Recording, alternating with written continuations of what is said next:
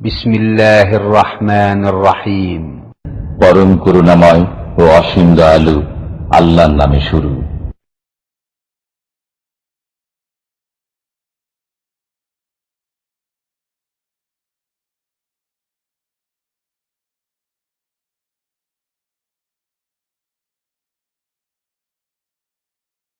أعوذ بالله من الشيطان الرجيم. بسم الله الرحمن الرحيم.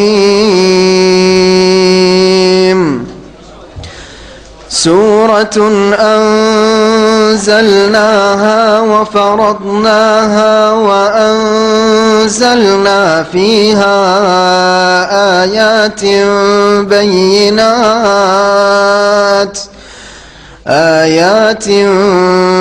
بينات لعلكم تذكرون.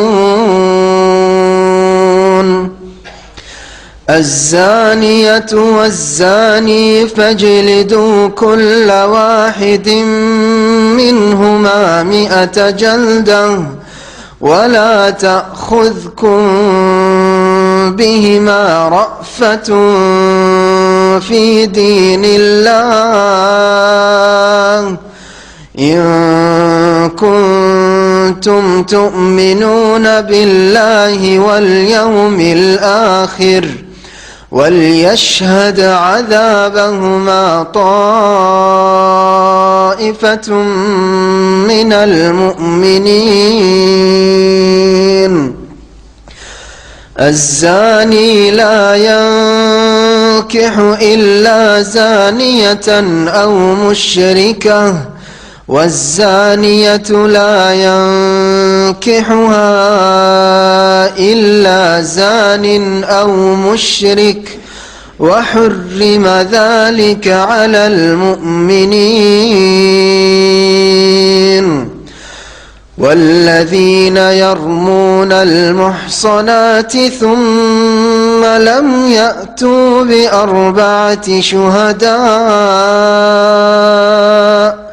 فاجلدوهم 80 جلدة ولا تقبلوا لهم شهادة أبدا وأولئك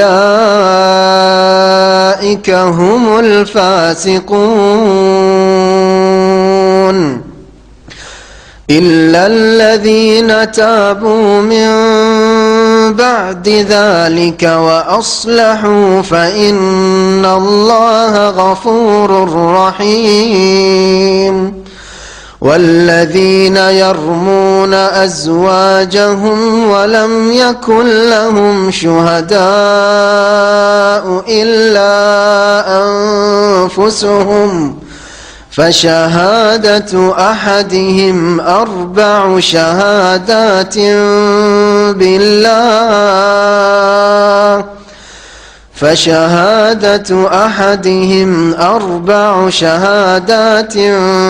بالله إنه لمن الصادقين. والخامسة أن لعنة الله عليه إن كان من الكاذبين. ويدرأ عنها العذاب أن تشهد 4 شهادات بالله إنه لمن الكاذبين. والخامسة أن غضب الله عليها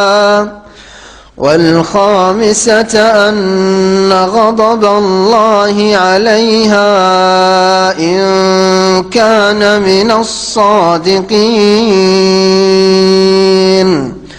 ولولا فضل الله عليكم ورحمته وأن الله تواب حكيم.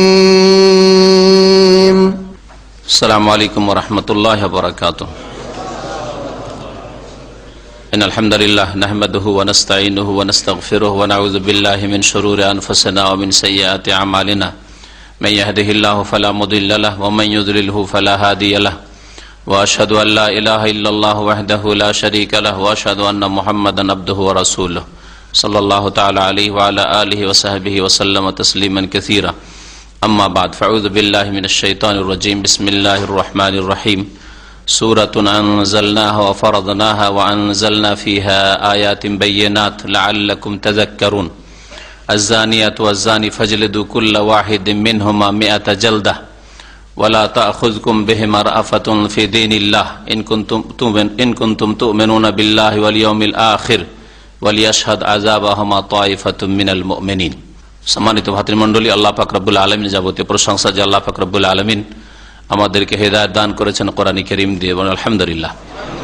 সে আল্লাহ পাকের যাবতীয় প্রশংসা যে আল্লাহ পাক রব্বুল আলামিন দ্বীন ইসলামের যাবতীয় বিধিবিধান নাযিল করেছেন মানব জাতির কল্যাণের উদ্দেশ্যে। আল্লাহ পাক রব্বুল আলামিন দ্বীন ইসলামে যে দণ্ডবিধান নির্ধারিত করেছেন, দণ্ডবিধানের আল্লাহ পাক রব্বুল আলামিন এর কথা কোরআন কারীমে বর্ণনা করেছেন, তাতে মানব জাতির কল্যাণ রয়েছে। আমরা তাফসীর করব সূরাতুন নূরের।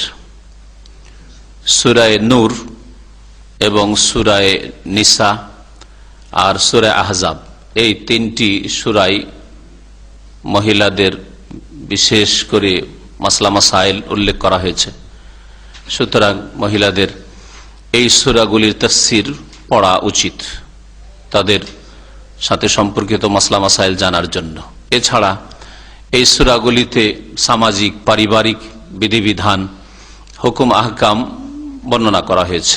সুতরাং পুরুষদেরকেও এই সূরাগুলি সম্পর্কে, সূরাগুলি তাফসীর সম্পর্কে জ্ঞান হাসিল করা উচিত। সূরা নিসা আর এইরকমই তার সাথে সাথে সূরা বাকারাতে যেমন তালাকের মাসাইল রয়েছে, তো এই সূরাগুলি সম্পর্কে সূরা আহজাব হিজাব, পর্দা, আরো মহিলা সংক্রান্ত মাসলা মাসাইল তাতে বর্ণনা করা হয়েছে। সূরা নূরে ইসলামী দণ্ডবিধান, চরিত্র গঠন আর সমাজে যাতে করে পাপ ছড়িয়ে না পড়ে এইসব বিষয়গুলি উল্লেখ করা হয়েছে। সমাজের যে সম্পর্কে অবনতি ঘটে, যেসব কারণে যেমন মিথ্যা অপবাদ দেওয়াই মানুষের সাথে সম্পর্ক বিচ্ছিন্ন হয়, শত্রুতা সৃষ্টি হয়, সেসব থেকে সতর্ক করা হয়েছে এবং মিথ্যা অপবাদের দণ্ডবিধান এখানে বর্ণনা করা হয়েছে। তো এই সূরা নূর রাসূলুল্লাহ সাল্লাল্লাহু আলাইহি ওয়াসাল্লামের মদিনার জীবনে নাজিল হয়েছে। আর সূরা নূরে বিশেষ করে সামাজিক মাসাইল আর পারিবারিক মাসাইল, নারী সংক্রান্ত মাসাইল বর্ণনা করা হয়েছে। আল্লাহ পাক ইরশাদ করেছেন সূরাতুন আনজালনাহা। সূরাতুন মানে হাযিহি সূরাতুন, এ হচ্ছে একটি সূরা, অন্যগুলিও সূরা, কিন্তু বিশেষ করে এই সূরা সম্পর্কে মানুষকে গুরুত্ব বোঝানোর জন্য আল্লাহ পাক রব্বুল আলামিন এই ভঙ্গিমায় বর্ণনা করছেন। সবগুলি আল্লাহ পাকের সূরা আর সবগুলি কোরআনে কারীমের সূরা, কিন্তু এই সূরা শুরু করতে আল্লাহ পাক বলছেন যে সূরাতুন, এ হচ্ছে একটি এমন সূরা আনজালনাহা যা আমি নাজিল করেছি, অবতীর্ণ করেছি, ওয়া ফারাদনাহা এবং যা আমি বিধিবদ্ধ করেছি, ফরজ করেছি, অর্থাৎ এর বিধিবিধান আমি নির্ধারিত করেছি। এই সূরায় যেসব বিধিবিধান আমি বর্ণনা করেছি মানুষের জন্য তা পালন করা আবশ্যক। ওয়া আনজালনা ফিহা আয়াতিন বাইয়িনাত, আর এতে আমি সুস্পষ্ট আয়াত সমূহ নাজিল করেছি। সুস্পষ্ট আয়াত সমূহ মানে বিধানাবলী। আল্লাহ পাক রব্বুল আলামিন হুকুম আহকাম স্পষ্টভাবে বর্ণনা করেছেন এই সূরায়, লাআল্লাকুম তাযাক্কারুন, যাতে তোমরা উপদেশ গ্রহণ করো।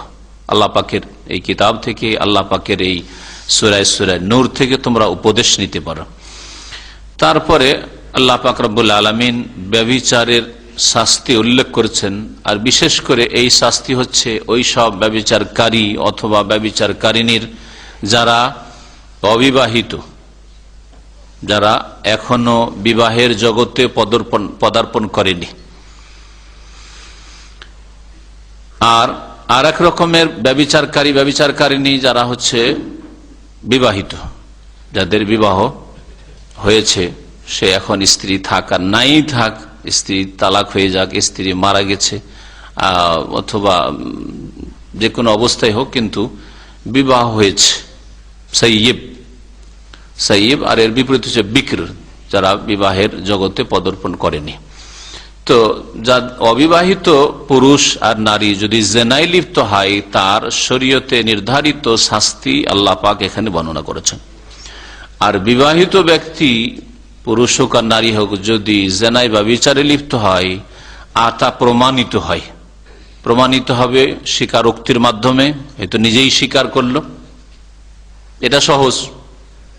এইভাবে জেনা বা বিচার প্রমাণ হওয়া সহজ, কিন্তু সাধারণত মানুষ স্বীকার করতে চায় না। একমাত্র রাসূলুল্লাহ সাল্লাল্লাহু আলাইহি ওয়াসাল্লাম যাদেরকে নিজের হাতে গড়ে মুমিন মুসলিম বানিয়েছিলেন, যাদেরকে স্বয়ং তিনি প্রশিক্ষণ দিয়েছিলেন, তরবিয়ত দিয়েছিলেন, তাদের মধ্যে এই গুণটা ছিল।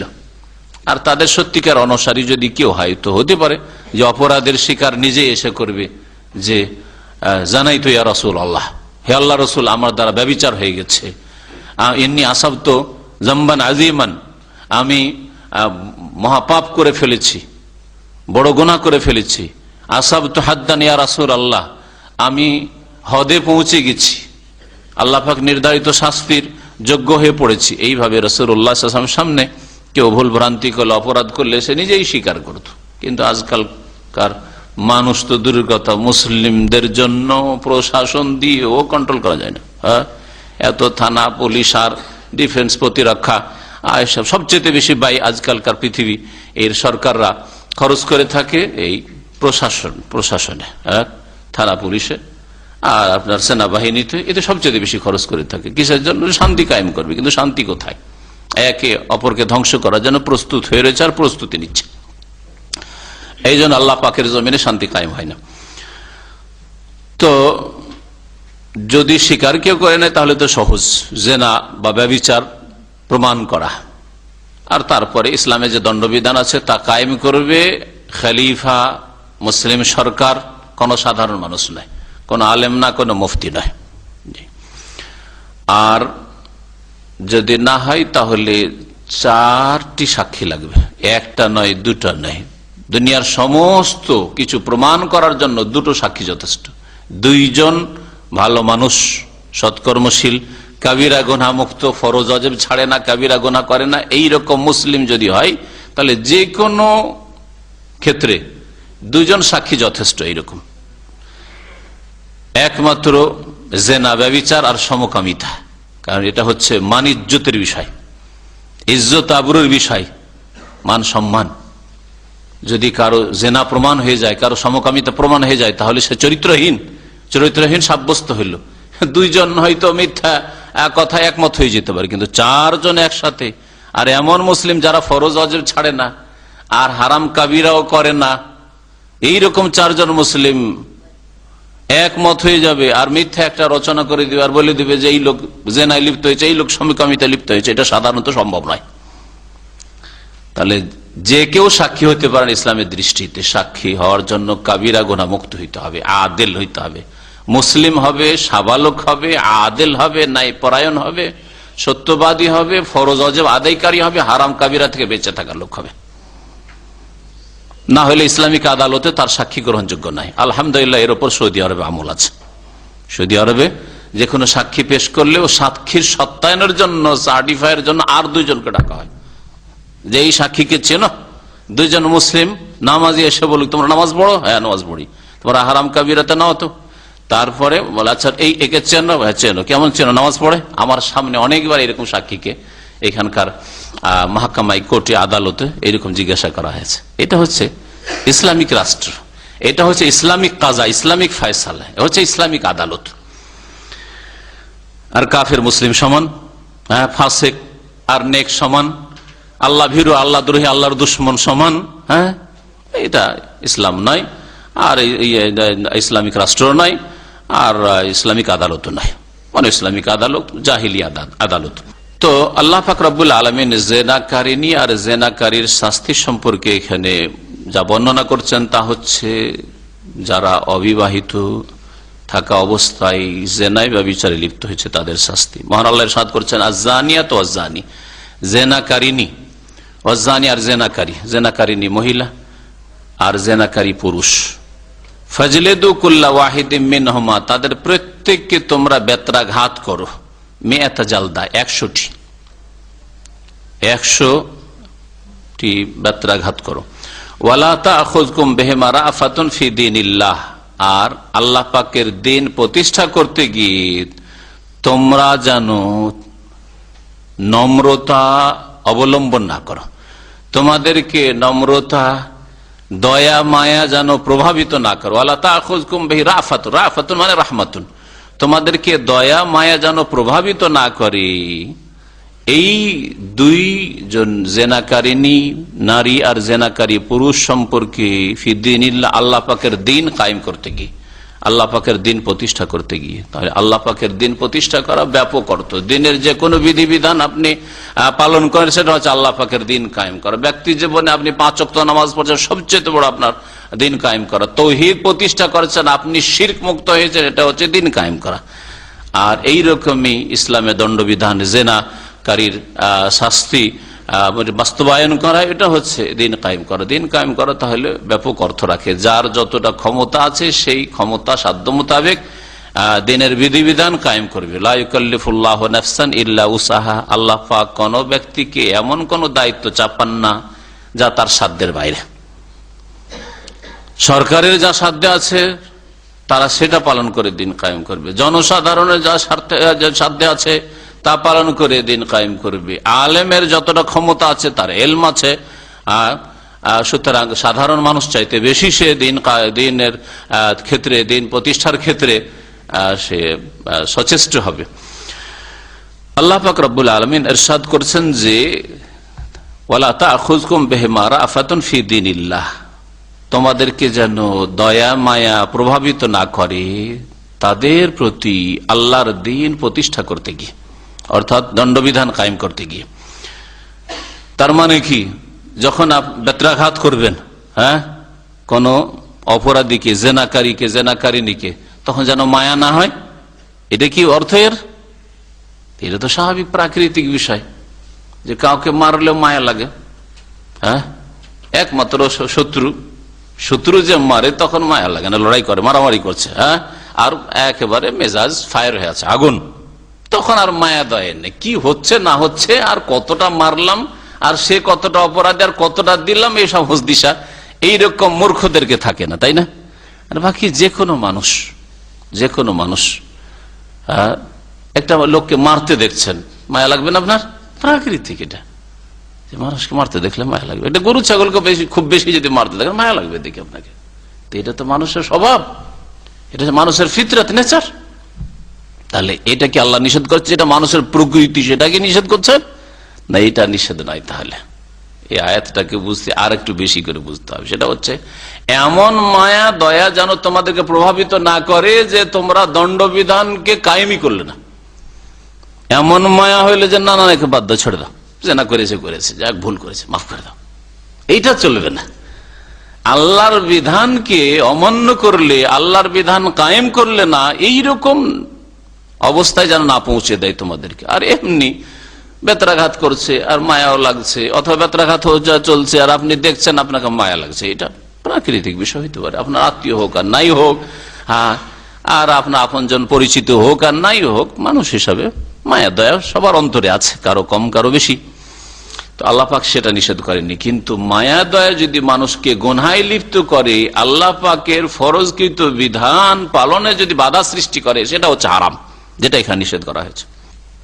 ইন কুনতুম তুমিনুনা বিল্লাহি ওয়াল ইয়াউমিল আখির, তোমরা যদি আল্লাহর প্রতি বিশ্বাসী হও আর আখিরাতে বিশ্বাসী হয়, পরকালে আখিরাতের দিনে বিশ্বাসী হও, তাহলে আল্লাহর প্রতি যারা বিশ্বাসী আর পরকালে যারা বিশ্বাসী, তারা আল্লাহর নির্ধারিত দণ্ডবিধান কায়েম করাই অবহেলা করবে না।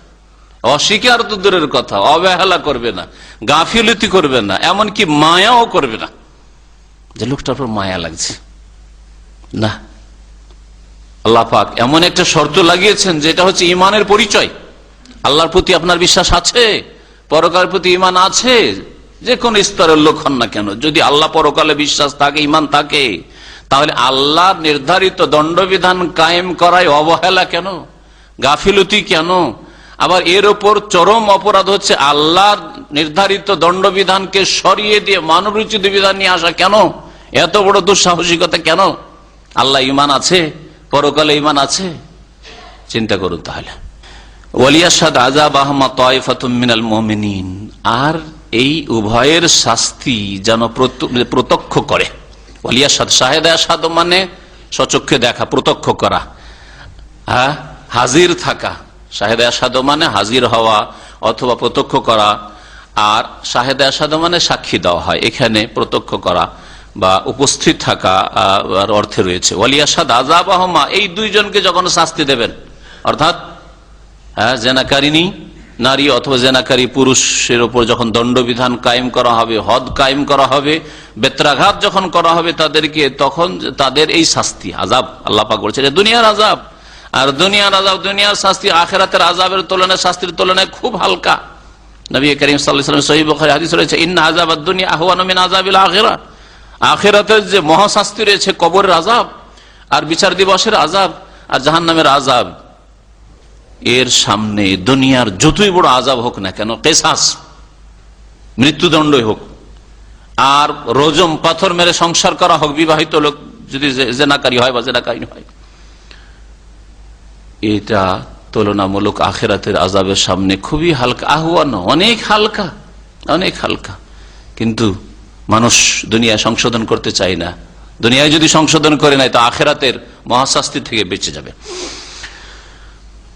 বলছেন আল্লাহ পাক রব্বুল আলামিন যে ওয়ালিয়াশহাদ আযাবাহুমা, এই দুইজনের অর্থাৎ জেনাকারী নারী, জেনাকারী পুরুষের শাস্তিতে যেন উপস্থিত থাকে বা শাস্তি প্রত্যক্ষ করে তায়ফাতুম মিনাল মুমিন, মুমিনদের একটি দল, মুমিনদের একটি দল। একটি দল কখন হবে?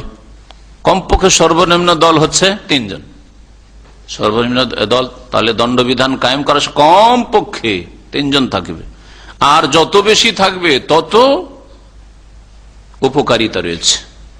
উপকারিতা রয়েছে কি? কেন উপস্থিত থাকবে? নির্জনে দণ্ডবিধান কায়েম করলেন না, নির্জনে কোন এক কক্ষে, জেলের এক কক্ষে না, এটা ইসলামে জায়েজ নয়।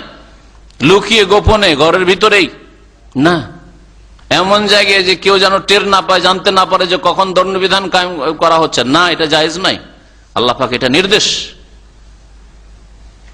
এতে ফায়দা রয়েছে, একটি ফায়দা হচ্ছে যে যেই লোকটির উপর দণ্ডবিধান কায়েম করা হলো তাকে লাঞ্ছিত, অপদস্থ করা হলো, যাতে করে জীবনে আর এই রকমের পাপের সাহস না করে। যারে মার তো খেয়েছি, হ্যাঁ, মারের সাথে সাথে যে লাঞ্ছনা আর বঞ্চনা আর মানুষের সামনে যে আমি অপদস্থ হয়েছি, এটা বরদাস্ত করা যায় না। মার বরদাস্ত করা যেতে পারে, কিন্তু মানহানি বরদাস্ত করা যেতে পারে না। এটা এইরকম লোকদের, এইরকম পাপিষ্ঠ চরিত্রের লোকদেরকে কি করবে? পাপ মুক্ত করবে। এটা আর একটা শাস্তি, মানসিক শাস্তি। হ্যাঁ, একটা হচ্ছে শারীরিক শাস্তি, হচ্ছে এক কষাঘাত করা, আর মানসিক শাস্তি হচ্ছে যে লোকেরা দেখুক এই তামাশা, এই একটা ফায়দা। দ্বিতীয় ফায়দা এই দর্শকদের, যারা দেখবে তাদের, যে অনেকে আছে যাদের অন্তরে ব্যাধি আছে, জেনার রোগ আছে, মনটা চাই কিন্তু সুযোগ পাই না, সুযোগ পেলে ছেড়ে দেবে না, আর যদি ইসলামী প্রশাসন না থাকে তাহলেও ছেড়ে দেবে না। হ্যাঁ, আল্লাহকে ভয় করে না, সমাজকে ভয় করে, সরকারকে ভয় করে, হ্যাঁ, আইনকে ভয় করে, ইসলামিক আদালতকে ভয় করে। সতর্ক, সাবধান হবে যে দেখ, নিজের মনকে বলছে দেখ তুই খবরদার, মনটা চাইছিল খবরদার এদিকে যাবি না, সোজা যদি প্রয়োজনে বিয়ে কর, চাবালক হয়েছিস তাড়াতাড়ি বিয়ে কর, এই রাস্তায় যাবি না, না হলে এইরকমই হবে তোর দশা। নিজেকে বলছে, তাই না? নিজেকে উপদেশ দিচ্ছে। আল্লাহ আকেল মান ওয়াইযা বিগাইরিহি, জ্ঞানী, আরবি একটা প্রবাদ রয়েছে যে জ্ঞানী ওই ব্যক্তি যে অন্যকে দেখে শিখে নেয়। এই দর্শকরা এই শাস্তি দেখে শিখে নিল যে আমরা আর এই জেনার রাস্তায় কখনো যাব না। মাঝে মধ্যে মনে শয়তানি কথা আসছিল, কিন্তু না না না, ওইসব চলবে না। হ্যাঁ, ঠিক না? কিন্তু আজকাল জেনা এত বেশি কেন? এই যে ইসলামের দণ্ডবিধান সরিয়ে দিয়েছে মুসলিমরা, যার ফলে মুসলিম সমাজেও জেনা ব্যভিচার কাফের সমাজ চাইতে কম না। মুসলিম সমাজে অবাধ মেলামেশা, মুসলিমদের কলেজ ইউনিভার্সিটিতে যে অবাধ মেলামেশা, মুসলিমদের পার্কে, হ্যাঁ, আর বিচে যে অবাধ মেলামেশা, মুসলিমদের দেশের অবস্থা, মুসলিমদের শহরের অবস্থা, মুসলিমদের এইসব জায়গা যেগুলি বললাম অবস্থা ওই রকমই যেমন অমুসলিম দেশের অবস্থা, কোনো পার্থক্য নেই। আল্লাহর দণ্ডবিধানকে সরিয়ে দিচ্ছে সেই জন্য। এই ছিল শাস্তি। কার বললাম শাস্তি? কোন রকমের জেনাকারী? অবিবাহিত। আর যদি বিবাহিত হয় তাদের ক্ষেত্রে আল্লাহ পাক রব্বুল আলামিন একটি আয়াত ছিল, আপনাদের অবগতির জন্য বলি দিই, সূরা আহজাবে তা ছিল। আল্লাহ পাক নাযিল করেছিলেন আশ-শাইখু ওয়াশ-শাইখাতু ইযা জানায়া ফারজুমুহুমা আল-বাত্তাতা। শেখ অর্থাৎ এখানে বোঝানো হয়েছে, আর শেখা বোঝানো হয়েছে বিবাহিত বিবাহিতা। যদি জেনায় লিপ্ত হয় তাহলে তাদেরকে নিশ্চিত তোমরা রজম করো, পাথর মেরে সংসার করে দাও। এই আয়াতের তিলাওয়াত মনসুখ হয়ে গেছে, রহিত হয়ে গেছে। তিলাওয়াত মানে কোরআনে কারিমে আয়াত নেই, কোরআনে কারিম থেকে রহিত করে দেওয়া হয়েছে, তবে এর হুকুম বিধান বাকি রয়েছে। তেলাওয়াত যখন রহিত হয়ে গেছে তো এই আয়াতকে দলিল হিসাবে পেশ করা যাবে না। উলামায়ে কেরামরা, তাফসীরকারগণ বলছেন, ফুকাহারা বলছেন যে এই আয়াতকে অবগতির জন্য বলে, এটা দলিল স্বরূপ পেশ করা যাবে না। তবে দলিল কি? নবী করিম সাল্লাল্লাহু আলাইহি ওয়াসাল্লামের সহিহ হাদিস, সহিহ বুখারীর হাদিস রয়েছে, সহিহ মুসলিমে রয়েছে, অন্যান্য হাদিসের কিতাবে রয়েছে যে আস-সাইয়্যিব বিস-সাইয়্যিব, যদি বিবাহিত পুরুষ আর বিবাহিত নারী যদি জিনায় লিপ্ত হয় তাহলে তাদের শাস্তি হচ্ছে আর রাজম, রজম করতে হবে। রজমের সাথে সাথে একটি হাদিস রয়েছে যে জলদ মিয়াতিন, মানে 100 কোড়াও লাগাইতে হবে, 100টি কষাঘাত করতে হবে, আর রজমও করতে হবে। অধিকাংশ ওলামারা এই ক্ষেত্রে বলছেন না, 100টি বেত্রাঘাত করবেন তারপরে আবার রজম করবেন, প্রয়োজনই নেই, কারণ বড় শাস্তির মধ্যে ক্ষুদ্র শাস্তি শামিল। সুতরাং যাকে মৃত্যুদণ্ডই দেওয়া হচ্ছে, পাথর মেরে সংসার করে দেওয়া হচ্ছে, তো ক্ষুদ্র শাস্তি তাতে শামিল। সুতরাং আলাদা করে আর বেত্রাঘাতের কোনো প্রয়োজন নেই। আল্লাহু আ'লাম। তারপরে আল্লাহ পাক রব্বুল আলামিন ইরশাদ করছেন, জানি লা ইয়ানকিহু ইল্লা জানিয়াতান আও মুশরিকা ওয়া জানিয়াতু লা ইয়ানকিহুহা ইল্লা জানিন আও মুশরিক ওয়া হুররিমা যালিকা আলাল মুমিনিন। এই আয়াত সম্পর্কে তাফসীরকারদের দুটি মত রয়েছে তাফসীর সম্পর্কে। একটি হচ্ছে আল্লাহ পাকের একটি হুকুম বিধান। কি হুকুম বিধান? যে আযানি লা ইয়ানকিহু ইল্লা জানিয়াতান আও মুশরিকা, জিনাকারী পুরুষ বিবাহ যেন না করে, ইল্লা জানি আও মুশরিকা, কাকে বিয়ে করবে? জিনাকারিনী নারীকে বিয়ে করুক, আও মুশরিকা অথবা মুশরিকা শিরিককারিনী মহিলাকে বিবাহ করুক।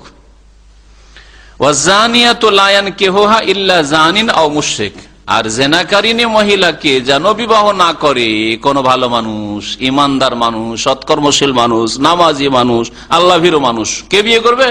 লা ইয়ানকিহুহা, তাকে যেন বিয়ে না করে। একমাত্র কি বিয়ে? ইল্লা জানিন, জিনাকারী পুরুষ বিয়ে করুক, আও মুশরিক অথবা মুশরিক বহুত্ববাদী বিয়ে করুক। আল্লাহ পাকে জিনাকারী আর মুশরিককে একসাথে বর্ণনা করেছেন। এতে কি হিকমত রয়েছে? হুকুম বা তাফসীর পরে বলছি, এখানে এই কথাটি শুনে নেন। জিনাকারী আর মুশরিকি চরিত্রহীনা জিনাকারিনীকে বিবাহ করতে পারে, আর এর বিপরীতটাও, যদি চরিত্রহীনা হয় তাকে কোনো ভালো মানুষ বিয়ে করতে পারে না, তাকে বিয়ে করবে কে? হয় জিনাকারী পুরুষ আর না হয় মুশরিক পুরুষ। এইরকমই মুশরিকা তার বিপরীতটা আর কি। এক কথায় কোন একদিকে এইদিকে মহিলা নামাজি আর খারাপ চরিত্রের পুরুষ বিবাহ করছে, মুশরিক বিবাহ করছে, আর বিয়ে করছে জিনাকারী, এটাও যেমন হইতে পারে না, তেমন এর বিপরীতটা হইতে পারে না। যেমন চরিত্রের হবে মহিলা, তেমন স্বামী তার হবে। এটা হচ্ছে শরীয়তের। ভালো মানুষ কেউ যেন জিনাকারিনীকে বিবাহ না করে, ভালো পুরুষ যেন কোনোদিন মুশরিকাকে বিয়ে না করে। ওই রকমই ভালো মহিলা, নেক মহিলা, আল্লাহভীরু মহিলা যেন কোনো খারাপ স্বামী গ্রহণ না করে, জিনাকারীকে বিবাহ না করে, চরিত্রহীনকে বিবাহ না করে, ওই রকমই কোনো মুশরিককে যেন বিবাহ না করে। সুতরাং এখানে যেন আল্লাহ পাকের বিধান, যেমন আপনি চরিত্রহীন পুরুষের সাথে আপনার মেয়ের, আপনার বোনের বিবাহ দেবেন না, তেমন কোন মুশরিকের সাথে, বহুত্ববাদীর সাথে। মুশরিক মানে শুধু মূর্তি পূজক নয়, যে মূর্তির পূজা করে, যে কবর মাজার পূজা করে, তার সাথে আপনি মেয়েকে উঠিয়ে দেবেন না, খেয়ানত করবেন আপনি। এই ক্ষেত্রে বেলায়েতের আপনাকে আল্লাহ পাক ওলি বানিয়েছেন, অভিভাবক বানিয়েছেন, আল্লাহর সামনে জবাবদেহি করতে হবে। বেনামাজির হাতে উঠিয়ে দেবেন না, বেনামাজি মুশরিকের সমতুল্য। তার মতোই, সেটা বেনামাজির হাতে উঠিয়ে দেবেন না, যেমন চরিত্রহীনের হাতে উঠিয়ে দেবেন না। আপনার মেয়ে, আপনার বোন যদি নামাজি হয়, আল্লাহ ভীরু হয়, তাহলে ওই রকম ছেলে আপনি খোঁজ করবে। এটা হচ্ছে আল্লাহ পাকের নির্দেশ। ওয়া হুররিমা যালিকা আলাল মুমিনিন, আর এটা হারাম করা হয়েছে মুমিনদের উপর। যে জেনাকারী আর মুশরিককে আল্লাহ একসাথে বর্ণনা করলেন, হ্যাঁ, কেন? তার সামঞ্জস্য আছে তাহলে দুইজনের মধ্যে সামঞ্জস্য আছে। কোন দিক থেকে? তাফসীরকাররা বলছেন যে মুশরিক আল্লাহর সাথে কি করে? শরীক করে। আল্লাহর হক কাকে দিয়ে দেয়? আল্লাহর বান্দাদেরকে দিয়ে দেয়। জিলানিকে দেয়, চিস্তিকে দেয়, না হলে দেবদেবীকে দেয়, মূর্তিকে দেয়, প্রতিমাকে দেয়, গাছকে দেয়, হ্যাঁ, গঙ্গাকে দেয়, যমুনাকে দেয়, ঠিক না? তা আল্লাহ পাকের হক মুশরিক কি করে? অন্যকে দিয়ে দেয়, আল্লাহ পাকের বান্দাদের দিয়ে দেয়। ওই রকমই জেনাকারিনী মহিলা তার স্বামীর হক, হ্যাঁ, স্বামীর হক কাকে দেয়? অপর পুরুষকে দিয়ে দেয়। এই সামঞ্জস্য আছে। এই জন্য আল্লাহ পাক রব্বুল একসাথে বর্ণনা করেছে। অন্য পাপীর কথা বর্ণনা করলেন না। বললেন না যে খুনিও বিয়ে করতে পারে, এই কথা বললেন না। হ্যাঁ, মত করে বিয়ে করতে পারে, এই কথা বলেন না। আর আল্লাহ পাক বলছেন হুররিমা যালিকা আলাল মুমিন, মুমিনদের উপর এটা হারাম করা হয়েছে। কি হারাম করা হয়েছে? একটি তাফসীর হচ্ছে যে জিনা মুমিনদের উপর হারাম করা হয়েছে। এটা সহজ কথা, তাই না? হ্যাঁ, সুনিশ্চিত। কেউ যদি মনে করে জিনা হারাম নয়, প্রয়োজনে চলবে, তাহলে সে মুসলিম নয়। সে হারামকে হালাল করলো, আর হারামকে হালাল মনে করা হচ্ছে কুফরি, বড় কুফরি, মুরতাদ হয়ে যাও। কোন হারামকে যা আল্লাহ পাক কোরআনের ভাষায় অথবা রাসূলুল্লাহ সাল্লাল্লাহু আলাইহি ওয়াসাল্লাম তার স্পষ্ট হাদিসে হারাম ঘোষণা করেছে, কেউ যদি এটাকে ইস্তেহলাল করে, মানে হালাল মনে করে, তাহলে সেই ব্যক্তি ইসলাম বিমুখ, মুরতাদ, মুসলিম নাই। জেনাকে মুমিনদের উপর হারাম করা হয়েছে, এটা একটা তাফসীর। আর একটা তাফসীর হুররিমা যালিকা মানে আযওয়াজ বিজানিয়া। হুররিমা যালিকা মানে জেনাকারিনীকে বিবাহ করা অথবা জেনাকারী পুরুষের সাথে মেয়ের বোনের বিবাহ দেওয়া মুমিনদের উপর হারাম করা হয়েছে। মুমিনরা কখনো জেনাকারী পুরুষ আর মুশরিক পুরুষের সাথে বোনের মেয়ের বিবাহ দেবে না। ওই রকমই জেনাকারী মহিলা বা জেনাকারিনী অথবা মুশরিকা মহিলাকে কোন মুমিন বিবাহ করবে না। হুররিমা যালিকা আলাল মুমিনিন, এই বিবাহ করা জেনাকারিনীকে অথবা মুশরিকাকে মুমিনদের উপর হারাম করা হয়েছে। আপনি যদি মুমিন হন তাহলে আপনি চরিত্রবতী মহিলাকে বিবাহ করবেন। আপনি কখনো চরিত্রহীনা মহিলা, যার চরিত্র সম্পর্কে আপনি জানতে পেরেছেন যে চরিত্র খারাপ, কখনো বিয়ে করবেন না। যার আকীদা সম্পর্কে জানতে পেরেছেন যে এরা শিরকে লিপ্ত, কখনো আপনি বিয়ে করবেন। হুররিমা যালিকা আলাল মুমিনিন। তাহলে দুটোই অর্থ হইতে পারে, জেনা হারাম করা হয়েছে এবং জেনাকারী জেনাকারিনীর সাথে বিবাহের সম্পর্ক ও হারাম করা হয়েছে। আয়াতের শুরুতে বললাম যে এই আয়াতে যদিও আল্লাহ পাক যেন জুমলা খবরিয়া দিয়ে লায়ান কেহ নির্দেশ নেই, কিন্তু আমরের সেগা নেই, কিন্তু আমি যে তাফসীরটা বললাম, একদল মুফাসসিররা বলছেন যে আল্লাহ যেন নিষেধ করেছেন যে জেনাকারী যেন কোনো মুমিনা কে না বিবাহ করে, ও জেনাকারিনীকে বিবাহ করো অথবা মুশরিকা বিবাহ করো। তাহলে আল্লাহ পাকের নির্দেশ এটা একটি তাফসীর। আর আরেকটি তাফসীর হচ্ছে যে আল্লাহ পাক এখানে আদেশ নিষেধ বলেননি, আল্লাহ পাক মানুষের বাস্তব অবস্থা তুলে ধরেছে। কেমন কথা? বাস্তব অবস্থা মানুষের এটা হচ্ছে স্বভাব, যে যেমন তেমন খুঁজে, যে যেমন তেমন খুঁজে। একজন মুআহিদ, তৌহিদ বিশ্বাসী, নামাজি, আল্লাহ ভীরু, সৎকর্মশীল কখনো জেনাকারিনীকে বিবাহ করতে রাজি হবে না। এটা হচ্ছে স্বভাব, সৎকর্মশীল মানুষের স্বভাব এটা। হ্যাঁ, কখনো মুশরিকাকে বিবাহ করতে রাজি হবে না, যে শিরকের ঘর গিয়ে বিয়ে করবো আমি, কখনোই রাজি হবে না। এইরকমই এর বিপরীতটা, একজন চরিত্রহীন পুরুষ, একজন মুশরিক পুরুষ কখনো মুআহিদা মহিলাকে বিয়ে করতে রাজি হবে না, পর্দানাসীন মহিলাকে বিয়ে করতে চাইবে না। হ্যাঁ, নিজের চরিত্রহীন, সুতরাং চরিত্রহীন গুলি খুঁজবে, বেহায়া, বেপর্দা, হ্যাঁ হ্যাঁ, ওইগুলোকে পছন্দ করবে, ওইগুলোকে পছন্দ করবে। এইরকমই যে চরিত্রহীনা মহিলা কখনো দাড়িওয়ালাকে পছন্দ করবে না, কখনো দাড়িওয়ালাকে পছন্দ করবে না, কখনো নামাজিকে পছন্দ করবে না, কখনো আল্লাহ ভীরুকে পছন্দ করবে না। এটা আল্লাহ পাক রব্বুল আলামিন মানব জাতির, নারী হোক আর পুরুষ, বাস্তব স্বভাব বর্ণনা করেছেন। যা জানি লায়ান কে ইল্লা জানিয়াতান আও মুশরিকা ওয়া জানিয়াতু লায়ান কে হুয়া ইল্লা জানিন আও মুশরিক ওয়া হুরিমা যালিকা আলাল মুমিনিন।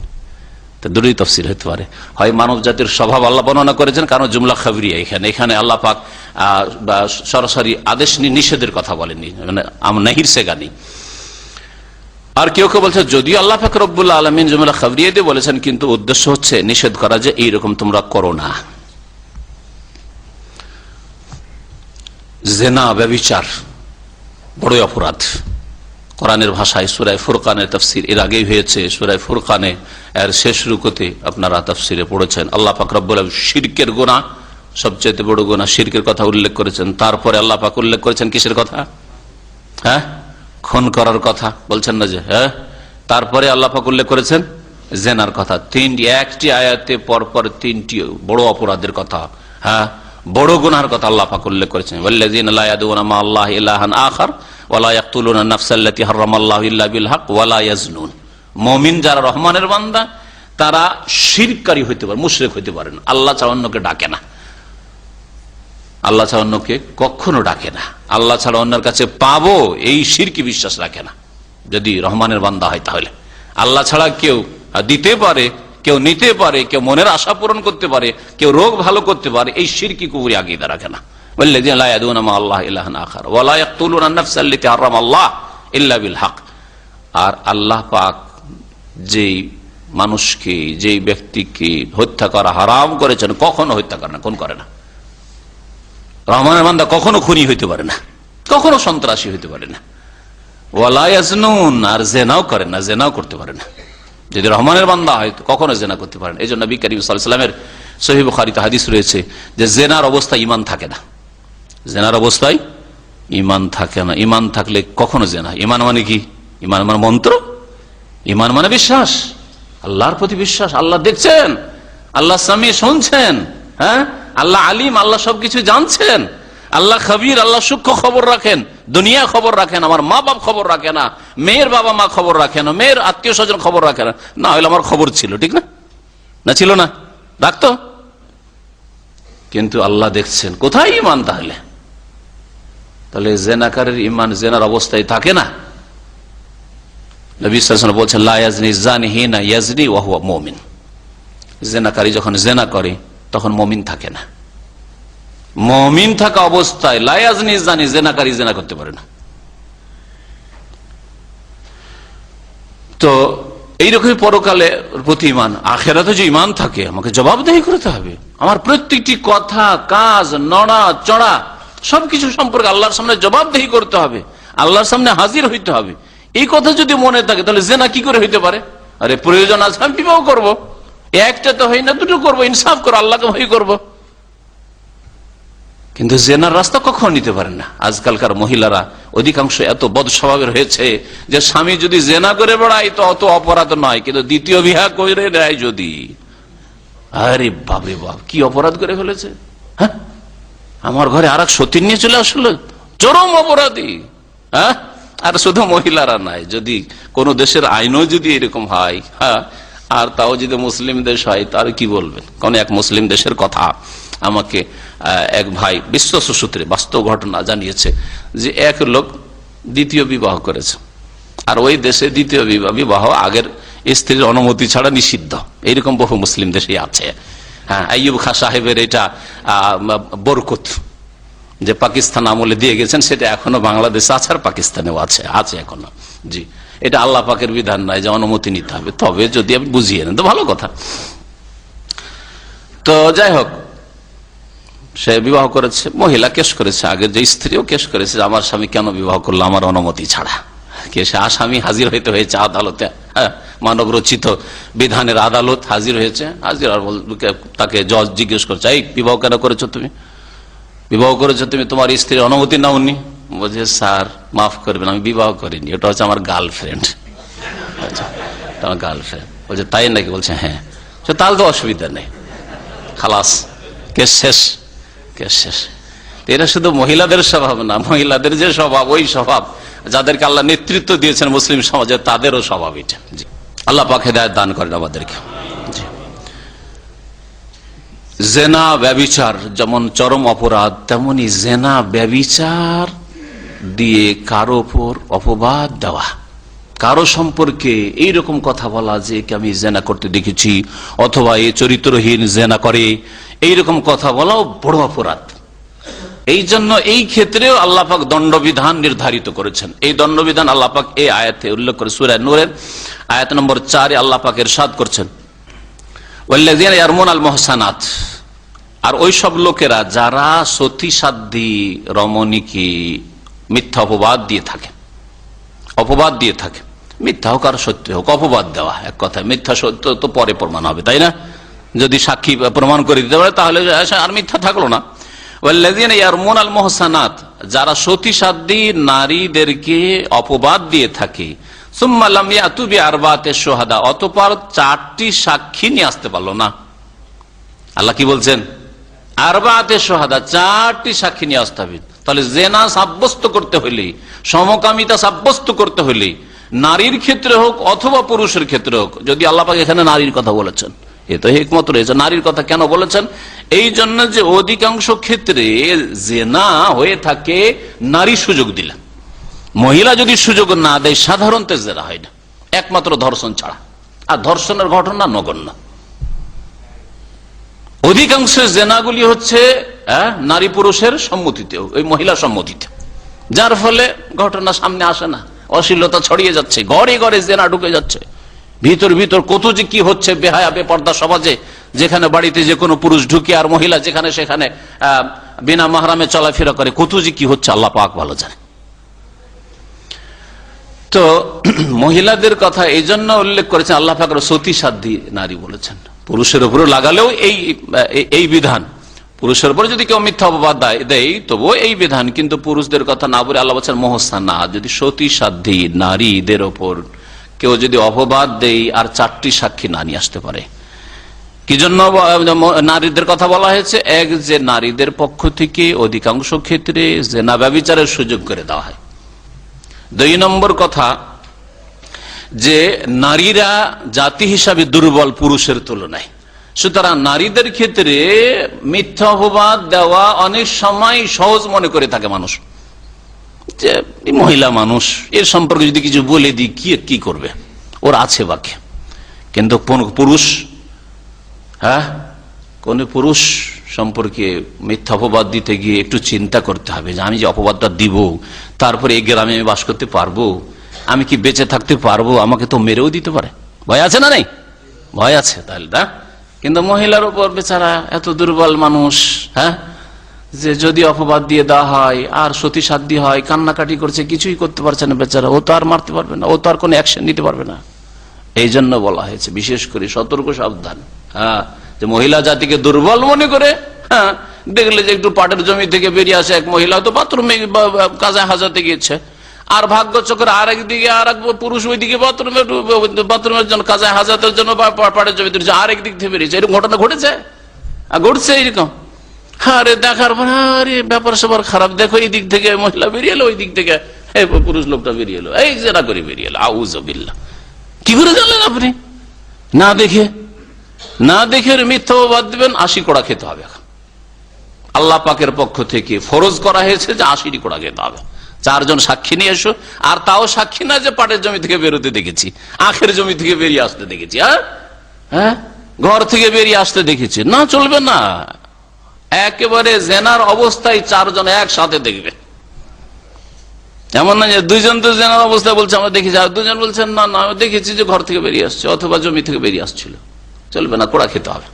এত সহজ নয়, যাতে করে মানুষের মান ইজ্জত রক্ষা করা সম্ভব হয়। ইজ্জতের বিষয়টি খুব গুরুত্বপূর্ণ বিষয়। কুল্লুল মুসলিমে হারামুন দামহু, কুল্লুল মুসলিম আলাল মুসলিমে হারামুন দামহু ওয়া মালুহু ওয়া ইরজুহু, প্রত্যেক মুসলিমের রক্ত আর ধন সম্পদ আর তার ইজ্জত আবরু হারাম। নবী সাল্লাল্লাহু আলাইহি ওয়াসাল্লাম বরং বলেছে ওই রকমই হারাম, ওই রকমই সম্মানিত মর্যাদার অধিকার রাখে যেমন মর্যাদা সম্পন্ন হচ্ছে মক্কাতুল মুকাররমা, বাইতুল্লাহ, কাবা ঘর, যেমন সম্মানিত হচ্ছে জিলহজ মাস, ফি বালাদিকুম হাযা ফি শাহরিকুম হাযা, মক্কার সাথে তুলনা করেছেন, আর জিলহজ মাসের সাথে তুলনা করেছেন রাসূলুল্লাহ সাল্লাল্লাহু আলাইহি ওয়াসাল্লাম। মানুষের ইজ্জত আবরু গায়।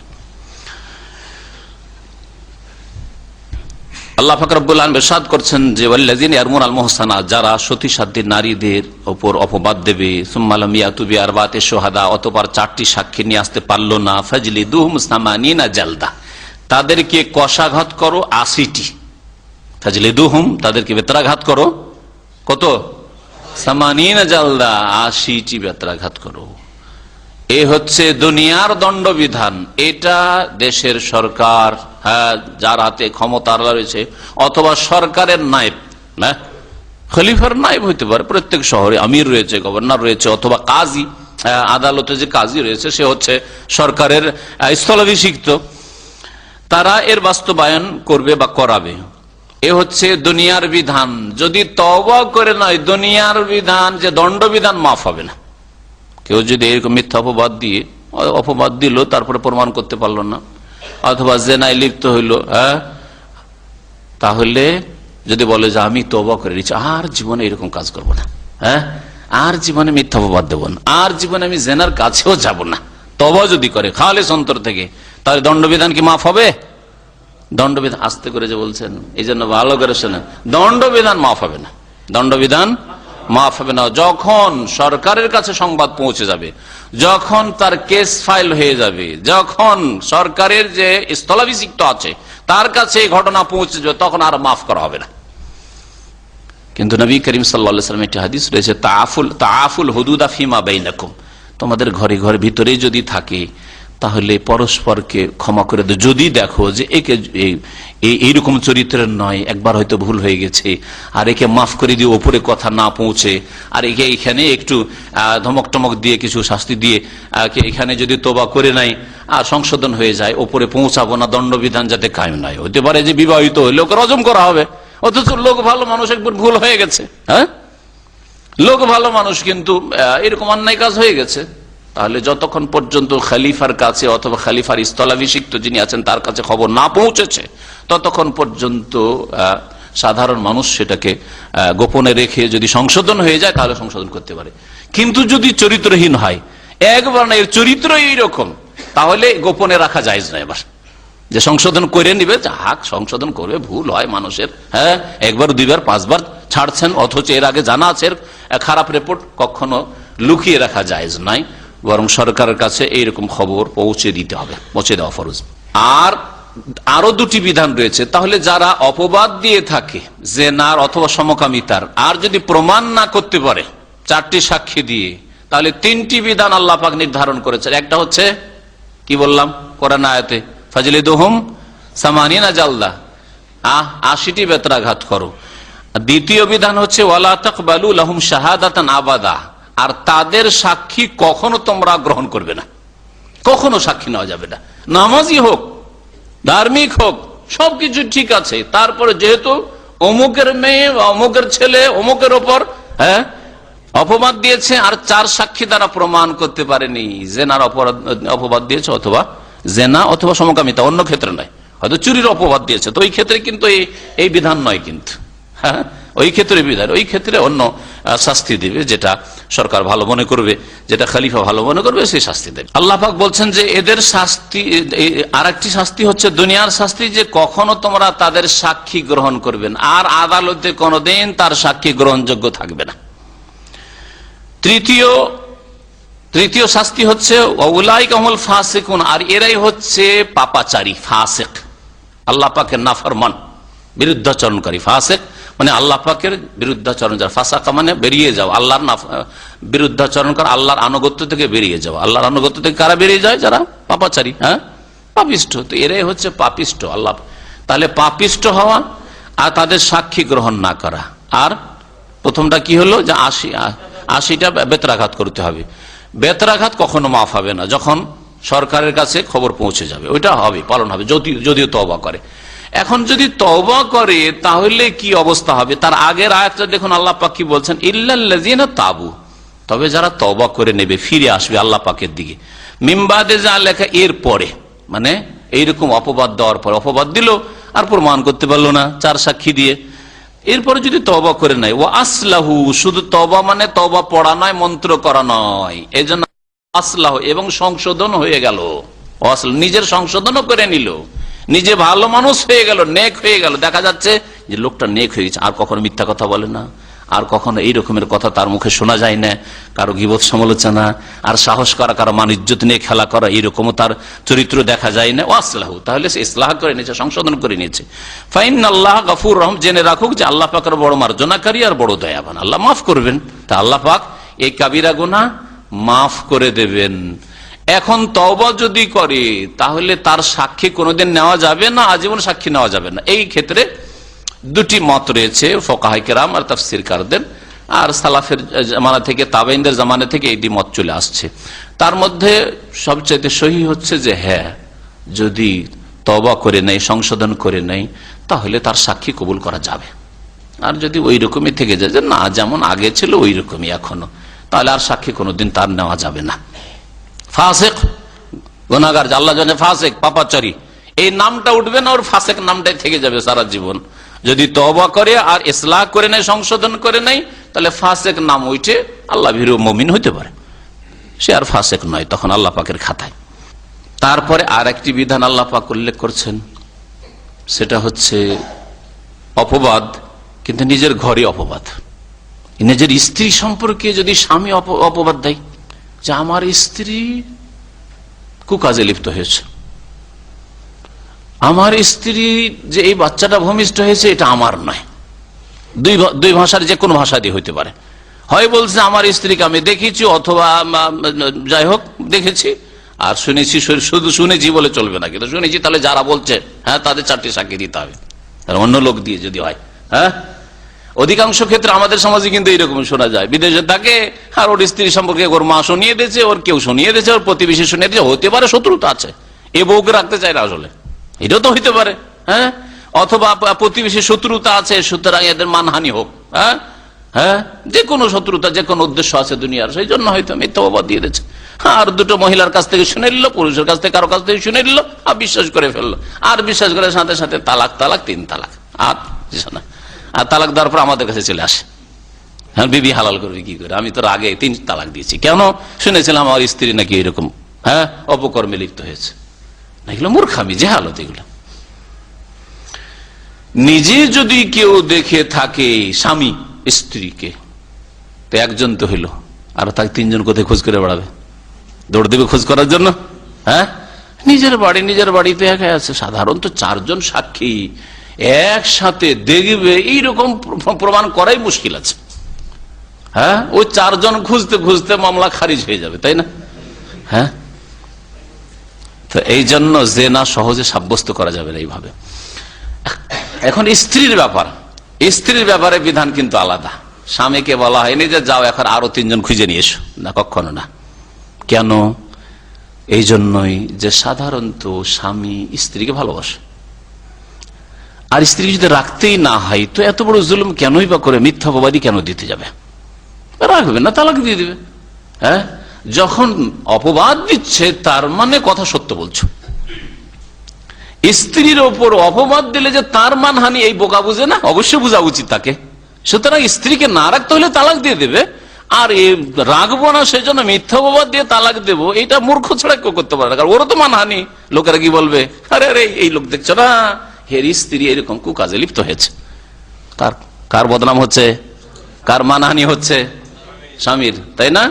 এই জন্য সাধারণত জ্ঞানী স্বামী, একজন মুসলিম জ্ঞানী যদি হয়, তাহলে কখনো স্ত্রী সম্পর্কে মিথ্যা অপবাদ দেবে না। তাহলে নিশ্চয় দেখেছে, কিন্তু একা দেখেছে, আর একা দেখে তো এই শরীয়তের এই হুকুম ওর উপর বাস্তবায়ন হবে না, যে একা দেখে যার প্রমাণ হয়ে গেল, আর স্ত্রী তো বিবাহিতা, তার স্বামী আছে, সুতরাং শরীয়তের বিধান কি রজম করে দিতে হবে, তো স্বামীর কথায় রজম করে দিবে আর স্ত্রীকে, তাও চলবে না। তাহলে করবেনটা কি? হ্যাঁ, এই ক্ষেত্রে বিশেষ স্পেশাল আল্লাহ পাক বিধান নাযিল করেছেন, যেই বিধানের নাম হচ্ছে লিআনের বিধান। লিআন মানে পরস্পর লানত করা, হ্যাঁ, নিজের ওপর অভিশাপ কামনা করা, যে আমি যদি মিথ্যাবাদী হই আমার ওপর অভিশাপ, আমি যদি চরিত্রহীনা হই তো আমার ওপর আল্লাহ পাকের গজব, ক্রোধ। এই জন্য এই বিষয়টিকে, যে পদ্ধতিটা আল্লাহ পাক কোরআনের এই আয়াতে শিখিয়েছেন, সেটাকে লেআনের মাসলা বলা হয়, লেআনের মাসআলা বলা হয়, লেআনের বিধান। আল্লাহ পাক এই দিয়ে স্বামীর কল্যাণ করেছেন। না হলে আল্লাহ যদি বলতেন যে তুমি 4টা সাক্ষী খুঁজে নিয়ে এসো, 4 সাক্ষী খুঁজতেও পারবে না, তখন কি করবে? যদি একাই বলে দেয়, হ্যাঁ, বা আর একজনকে কোন রকম করে ভাই বাড়িতে হাজির করলাম, হ্যাঁ, তাহলে 2 জন হলো, তো 2 জনকে মার খেতে হবে, 80 কোড়া খেতে হবে, হ্যাঁ, তাহলে এক মুসিবত। আর যদি বলে যে পারবো না, যখন 4টা সাক্ষী প্রমাণ করতে পারছি না, তো বিষ খেয়ে বিষ হজম করি, আরো বড় মুসিবত, তাই না? ঠিক না? কি করে বিষ খেয়ে বিষ হজম করবে? স্ত্রীকে দেখছি যে না করতে, আর বলতেও পারছে না, বললে 80 কোড়া খেতে হবে, আর চুপ থাকলে বিষ খেয়ে থাকতে হবে, এই স্ত্রী কে নিয়ে থাকতে হবে, মুশকিল। হ্যাঁ, এই জন্য আল্লাহ পাক রব্বুল আলামিন একটা এক্সিট, মাখরাজ বের করে দিয়েছেন, সহজ রাস্তা, সেটা হচ্ছে লেআনের রাস্তা। লেআনের রাস্তা, লেআন কি? এখন কোরআনের ভাষায় শুনুন, আল্লাহ পাক ইরশাদ করছেন। এই আয়াতের তাফসীর শোনার আগে একটা শানে নজুল শুনে নেন। তাহলে নবী করিম সাল্লাল্লাহু আলাইহি সাল্লামের জামানায় এক সাহাবী হেলাল বিন উমাইয়া একদিন তার বাড়িতে এশার সময় ঢুকেছে, দেখে তার স্ত্রী কুকাজে লিপ্ত আছে, অপর পুরুষ, একেবারে জেনার অবস্থায়। দেখার পরে ছুটে আসলো রাসূলুল্লাহ সাল্লাল্লাহু আলাইহি সাল্লামের কাছে, নিজের বংশের লোককে বলল। রাসূলুল্লাহ সাল্লাল্লাহু আলাইহি ওয়াসাল্লাম বললেন যে আমার কাছে যে বিধান নাযিল হয়েছে সেটা হচ্ছে যে 4 সাক্ষী শুহুদ, 4 সাক্ষী, আর না হলে ওয়াইল্লা হাদ্দুন আলা যাহরিকা, তোমার পিঠে কোড়া পড়বে, হ্যাঁ, কষাঘাত। ইয়া রাসূলুল্লাহ, আমার স্ত্রীকে আমি সচক্ষে এইরকম অপরাধে দেখছি, আর আমাকে মার খেতে হবে, কেমন কথা হইল? আল্লাহ কি করলাম, এটা বিপদ। রাসূলুল্লাহ সাল্লাল্লাহু আলাইহি ওয়াসাল্লামকে আবার সে আপিল করছে তার কাছে, ইয়া রাসূলুল্লাহ, আমাকে বলেন যে আমি কি করব এখন? বলছে যে তুমি সাক্ষী নিয়ে আসো, আর না হইলে ওয়াইল্লা হাদ্দুন ফি যাহরিকা, না 80টি বেত্রাঘাত তোমার পিঠের উপর পড়বে। হ্যাঁ, শেষে সেই সাহাবী হেলাল বলছে যে আল্লাহ আমার জন্য অবশ্যই কোন রাস্তা বের করবেন, আমি অপরাধী নই, আর আমি মিথ্যুক নই, আমি আমার স্ত্রী সম্পর্কে মিথ্যা কথাও বলছি না, আমি নিজের চোখে দেখেছি, আর আমার করার কিছু নেই, আল্লাহ আমার কোন রাস্তা অবশ্যই বের করবেন। কিছুক্ষণ পরে ওহী নাযিল হয়ে গেল রাসূলুল্লাহ সাল্লাল্লাহু আলাইহি ওয়াসাল্লামের উপর, এই আয়াত নাযিল হইল। আয়াত শুনেন, আল্লাহ পাক ইরশাদ করেছেন, ওয়াল্লাযিনা ইয়ারমুনা আজওয়াজাহুম, আর ওই সব পুরুষরা যারা নিজের স্ত্রীদের উপর অপবাদ দিয়ে থাকে, যে আমার স্ত্রীকে জেনায় দেখেছি, ওয়ালাম ইয়াকুন লাহুম শুহাদাউ ইল্লা আনফুসুহুম, তাদের সাক্ষী তাদের ছাড়া আর কেউ নেই, মানে নিজে দেখা ছাড়া আর কোনো সাক্ষীও তার নেই। কোথায় সাক্ষী পাবে সে? নিজের ঘরে, হঠাৎ নিজের ঘরে ঢোকার জন্য অনুমতি লাগে, নিজের ঘরে ঢুকেছে, আর একাই। ফাশাহাদাতু আহাদিহিম আরবাউ শাহাদাতিন বিল্লাহ, তার লেআনের পদ্ধতি হচ্ছে যে ওই পুরুষদের যে কেউ যে কারো এইরকম ঘটনা ঘটবে, তাদের সাক্ষী হবে আরবাউ শাহাদাত, 4 বার সাক্ষী দেওয়া, 4 বার আল্লাহর শপথ করে বলবে আশহাদু বিল্লাহ, আল্লাহর কসম করে আমি সাক্ষী দিচ্ছি যে কি ইন্নাহু লামিনাস সাদিকিন, যে আমি সত্যবাদীদের অন্তর্ভুক্ত, আমি সত্য কথা বলছি যে আমার স্ত্রীকে ব্যভিচারে লিপ্ত দেখেছি, এরকম বলবে। আল্লাহর কসম, আমি সাক্ষী দিচ্ছি, আমি দেখেছি আমার স্ত্রীকে এ পাপ কাজে লিপ্ত। ওয়াল খামেসা, আর 5ম বারে বলবে আন্না লানাতাল্লাহি আলাইহি, তার উপর আল্লাহ পাকের লানত অভিসম্পত হবে, ইনকানা মিনাল কাযিবিন, যদি সে মিথ্যাবাদীদের অন্তর্ভুক্ত হয়। আমি যদি মিথ্যা কথা বলি আমার স্ত্রী সম্পর্কে, যে আমার স্ত্রীকে জেনা করতে দেখেছি অথচ জেনাই দেখিনি, আমি যদি মিথ্যুক হই, তাহলে আমার উপর কি হবে? আল্লাহ পাকের লানত হবে। এই যে আল্লাহ পাকের লানত চাইলো স্বামী, সেই জন্য এই বিধানটিকে কি বলা হয়? লেআন বলা হয়, লেআন বলা হয়। এখন পুরুষ তো 4 বার কসম করে নিল, হ্যাঁ, যে আল্লাহকে সাক্ষী রেখে বলছি, আল্লাহর শপথ করে বলছি আমি সত্যবাদী, আর 5ম বারে বলছি আল্লাহর লানত হবে আমি যদি মিথ্যুক হই। এখন কি হবে? স্ত্রীকে রজম করে দেওয়া হবে? হ্যাঁ, এখন স্ত্রীকে জিজ্ঞেস করা হবে যে তুমি কি বলো, তোমার স্বামী কিন্তু 4 বার কসম করে বলে দিয়েছে তুমি জেনাকারিনী, হ্যাঁ, বা তোমার যে পেটে বাচ্চাটা আছে এটা বাচ্চা ওর নয়, যে বাচ্চাটা ভূমিষ্ঠ হয়েছে এটা ওর নয়, কিন্তু কোথা থেকে তুমি নিয়ে এসছো বলো। যদি বলে যে হ্যাঁ আমি ভুল করেছি, আমার দ্বারা ব্যভিচার হয়েছে, তাহলে কি হবে? রজম করে দেওয়া হবে। অঙ্গীকার করলো, আর সাক্ষীর পরে জানা অঙ্গীকার করে নিল, স্বীকার করে নিল। আর যদি স্বীকার না করে, না আমি করিনি, মিথ্যা বলছো, 4বার কসম করেছে মৃত্যুক, যদি এরকম বলে তাহলে কি হবে? তাহলে আল্লাহ পাক ওই বিধানটা এখানে উল্লেখ করেছেন আয়াত নম্বর 8-এ। ওয়ায়াদরাউ আনহাল আযাব, আর ওই স্ত্রীর ওপর থেকে শাস্তি দূর করবে। দ্বারা ইয়াদরাউ মানে দূর করে দেওয়া, হ্যাঁ, শাস্তি রহিত করবে। কি? আনতাশহাদা আরবা শাহাদাতিন বিল্লাহ, আল্লাহর কসম করে 4বার সাক্ষী দিবে ওই মহিলা যে ইন্নাহু লামিনাল কাযিবিন, এই হচ্ছে, এই আমার স্বামী হচ্ছে মিথ্যুকদের অন্তর্ভুক্ত, মিথ্যাবাদী, মিথ্যা কথা বলছে আমার সম্পর্কে। 4বার আল্লাহর কসম করবে। 5মবারে ওয়াল খামিসাতা, 5মবারে ওই মহিলা বলবে আন্না গাযাবাল্লাহি আলাইহা, তার উপর আল্লাহর গজব হোক। বলবে যে আমার উপর আল্লাহর গজব, আল্লাহর ক্রোধ। স্বামী কি বলেছিল? আল্লাহর লানত। আর মহিলা কি বলবে? আল্লাহর গজব। কারণ সাধারণত যখন স্বামী 4বার আল্লাহর কসম করে বলেছে আর 5মবার আল্লাহর লানত চেয়ে ফেলেছে, আর স্ত্রী সম্পর্কে এমনি মিছামিছি কেনই বা বলবে, তাহলে ধরে নিতে হবে যে ঘটনা সত্য বা অনেকটাই সত্য, ঠিক না? তাহলে এই ক্ষেত্রে মহিলারই মধ্যে ত্রুটি থাকার সম্ভাবনা বেশি। সেই জন্য এখন তুমি যখন অস্বীকার করছো, তাই আল্লাহর গজব চাও। লানতের চাইতে বেশি গজবে কি রয়েছে? কঠোরতা রয়েছে, ভাষাগত কঠোরতা রয়েছে, আল্লাহ পাকের ক্রোধ, আল্লাহ পাকের গজব। আল্লাহ পাকের গজব কামনা করবে ওই মহিলা। 5মবার আল বলবে ইনকানা মিনাস সাদিকিন, যদি আমার স্বামী সত্যবাদী হয় তাহলে আমার উপর আল্লাহর গজব পড়ুক, আল্লাহর ক্রোধ হোক, আল্লাহর গজব হবে। এই কথা বল, এই কথা বলার পরে কি হয়ে যাবে? তাদের মাঝে বিনা কোনো তালাকে কি হয়ে যাবে? বিচ্ছিন্নতা হয়ে যাবে। আর এই এমন একটি বিধান স্বামী স্ত্রীর মাঝে, লিয়ানের বিধান, যাতে কোনোদিন তারা একত্রিত হতে পারবে না কোনোভাবে। 3 তালাক হয়ে গেল, আল্লাহ পাক একটা রাস্তা রেখেছেন, তাই না? স্বেচ্ছায়, সেটা চুক্তি করে না, যেটা হিল্লা, চুক্তি করা হারাম। কিন্তু স্বেচ্ছায় ওই মহিলা কোথাও বিবাহ করলো, মহিলার বাপ ভাইরা আছে, বিবাহ দিয়ে দিল, বিবাহ দেওয়ার পরে ওখানে সংসার চললো না অথবা চালালো না, ওই মহিলাই তালাক নিয়ে চলো, থাকলো না, থাকবো না, হয়তো মনটা চাইছে ভিতর ভিতর, সেটা আলাদা কথা, তার যে আমি আগের স্বামীর দিকে ফিরে যাবো, কিন্তু চুক্তি যেন না থাকে ওই ছেলের সাথে। তালাক হয়ে গেল, ইদ্যত পার হইলো, তারপরে আগের স্বামী অন্যান্যদের মতো বিয়ে করতে পারে। অন্যান্যরা যেমন পয়গাম দিতে পারবে, তেমন মানে ওই স্বামী একজন পয়গাম দানকারী হইতে পারে, বুঝছেন না? তার মানে ফিরে আসতে পারে আগের ঘরে, এইরকম একটা রাস্তা আছে 3 তালাক, তালাকে মোগাল্লাদার পরে। কিন্তু লিআন যদি হয়ে যায় আর তারপরে যদি 10 পুরুষও ফিরে আসে আর বলে যাক, যা হয়েছে হয়েছে, শেষ জীবনটা আগের স্বামীর সাথেই কাটাই, চলবে না? চলবে না। লিআন করার পরে চিরতরে হারাম হয়ে যাবে, আর কোনোদিন একত্রিত হতে পারবে না। আর লিআন হওয়ার পরে তালাক দেওয়ারও প্রয়োজন নেই। তালাক লিআন হইলেই বিচ্ছিন্নতা চিরকালের জন্য হয়ে যায়, তালাক লাগবে না। এটাই হচ্ছে সহি মাসলা, এটাই হচ্ছে অধিকাংশ ফুকাহাদের মত। জি, আল্লাহ পাক তারপরে ইরশাদ করেছেন ওয়ালাউলা ফাজলুল্লাহি আলাইকুম ওয়া রাহমাতুহু, আল্লাহ পাকের অনুগ্রহ তোমাদের উপর যদি না হইতো, আর তার রহমত, করুণা, দয়া যদি না হইতো, তাহলে কি হয়ে যেত? এখানে তার জবাবটা উজ্জ্ব আছে। তাহলে তোমরা যে কাজ করলে, মানে এর লিআন করে যে তোমাদের মধ্যে মিথ্যুক, তার উপর আল্লাহ পাকের গজব পড়িয়ে যেত, এই কথাটা এখানে উজ্জ্ব আছে। ও আন্নাল্লাহ তাওয়াবুন হাকিম, তবে আল্লাহ পাক রব্বুল আলামিন বড় তওবা কবুলকারী আর হাকিম, বড় প্রজ্ঞাবান। সেই জন্য আল্লাহ পাক রব্বুল আলামিন স্বামী স্ত্রীর মাঝে যদি এই রকমের অবস্থা দেখা যায়, তা আল্লাহ পাকের হিকমত যে এইভাবে একটা রাস্তা বেরিয়ে আসুক, লিআনের মাধ্যমে বিচ্ছিন্নতা হয়ে যাক। আর এমন না হয় যে স্বামীর কথা বলাতেই রজম, এটাও জুলুম হয়ে যেত। স্বামীর কথা বলাতেই যদি জেনা ব্যভিচার ধরে নয়, তাহলে রজম করতে হয়, এটাও জুলুম হয়ে যেত।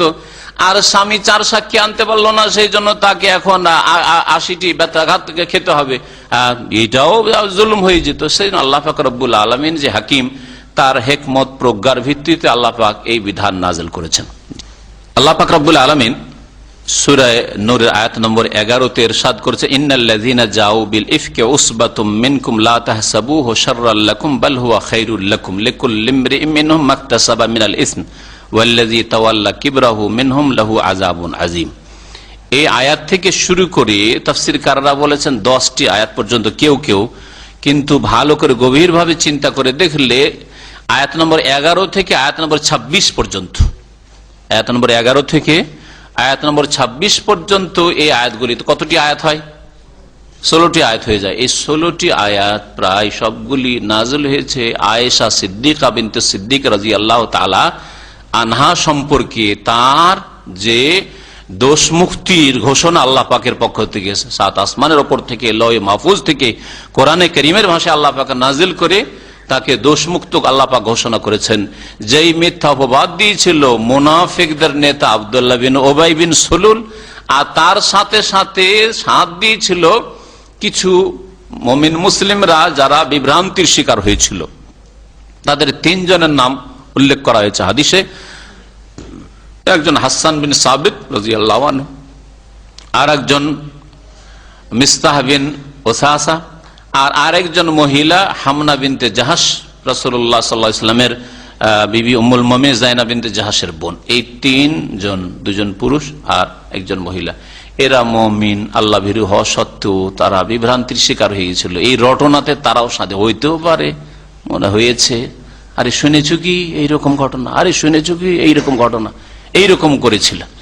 এটাকে আল্লাহ পাক বড় কাবিরা গুনাহ এবং চরম অপরাধ আর মিথ্যা অপবাদ দেওয়া ঘোষণা করার পরে এদের উপর ইসলামের যে দণ্ডবিধান রয়েছে, কি দণ্ডবিধান রয়েছে, শাস্তি, সেটা হচ্ছে 80টি বেত্রাঘাত করা। যদি কেউ অপবাদ দেয় আর 4 সাক্ষী প্রমাণ না করতে পারে, 4 সাক্ষী না নিয়ে আসতে পারে, তাহলে 80টি বেত্রাঘাত করা হবে। বেত্রাঘাত করা হয়েছিল এই মুমিন 3 জনকে, 2 জন পুরুষ আর 1 মহিলাকে রাদিয়াল্লাহু আনহু আজমাইন। আর তারা তওবা করে নিয়েছিলেন আর তারা সংশোধিত হয়ে গিয়েছিলেন। পক্ষান্তরে আব্দুল্লাহ বিন উবাই মুনাফিক আর মুনাফিকদের নেতা, এর উপর দুনিয়ার দণ্ডবিধান কায়েম করা হয়নি বেশ কিছু হিকমতের জন্য। তার মধ্যে একটি হচ্ছে যে আল্লাহ পাক যেন এর কুফরি, নেফাক, কপটতার সাথে সাথে এই রকমের যে অপরাধ, মিথ্যা অপবাদের অপরাধ, আর এই রকম রাসূলুল্লাহ সাল্লাল্লাহু আলাইহি ওয়াসাল্লামের বিরুদ্ধে তার ষড়যন্ত্র, সাহাবায়ে কেরামদের বিরুদ্ধে ষড়যন্ত্র, এই সব অপরাধের শাস্তি আল্লাহ পাক একসাথে জাহান্নামে যেন দেন। ইন্নাল মুনাফিকিনা ফি দারকিল আসফালি মিনান নার, মুনাফিকদের স্থান হচ্ছে জাহান্নামের একবার সবচেয়ে নিচু স্তরে, সবচেয়ে নিম্ন স্তরে মুনাফিকের অবস্থান, আর কঠোর শাস্তি তাদের হবে। আর কোনদিন মুনাফিকরা জাহান্নাম থেকে বেরিয়ে আসবে না। কাফেরদের চাইতে বেশি শাস্তি এই মুনাফিক কপট, যারা মুখে তো ইসলামের কথা বলে কিন্তু অন্তরে তাদের ইসলাম নেই। তাদের প্রথম নেতা হচ্ছে আব্দুল্লাহ বিন উবাই মুনাফিক, যে মদিনার একজন নেতা ছিল, আর তার বড় আশা ছিল যে আমি এখন নেতৃত্ব পাচ্ছি, নেতৃত্বের মুকুট আমাকে পরানো হবে। ওই সময় এটাই রাসূলুল্লাহ সাল্লাল্লাহু আলাইহি ওয়াসাল্লাম হিজরত করে চলে গেলেন, তখন তার আশা আকাঙ্ক্ষা একেবারে খান খান হয়ে গেল। এই শত্রুতাই বড় শত্রুতা তার ছিল, আমার নেতৃত্ব চলে গেল মুহাম্মদের জন্য সাল্লাল্লাহু আলাইহি ওয়াসাল্লাম। অথচ রাসূলুল্লাহ সাল্লাল্লাহু আলাইহি ওয়াসাল্লাম তাদের জন্য দুনিয়া আখিরাতের রহমত হয়ে এসেছিলেন, রাহমাতুল লিল আলামিন।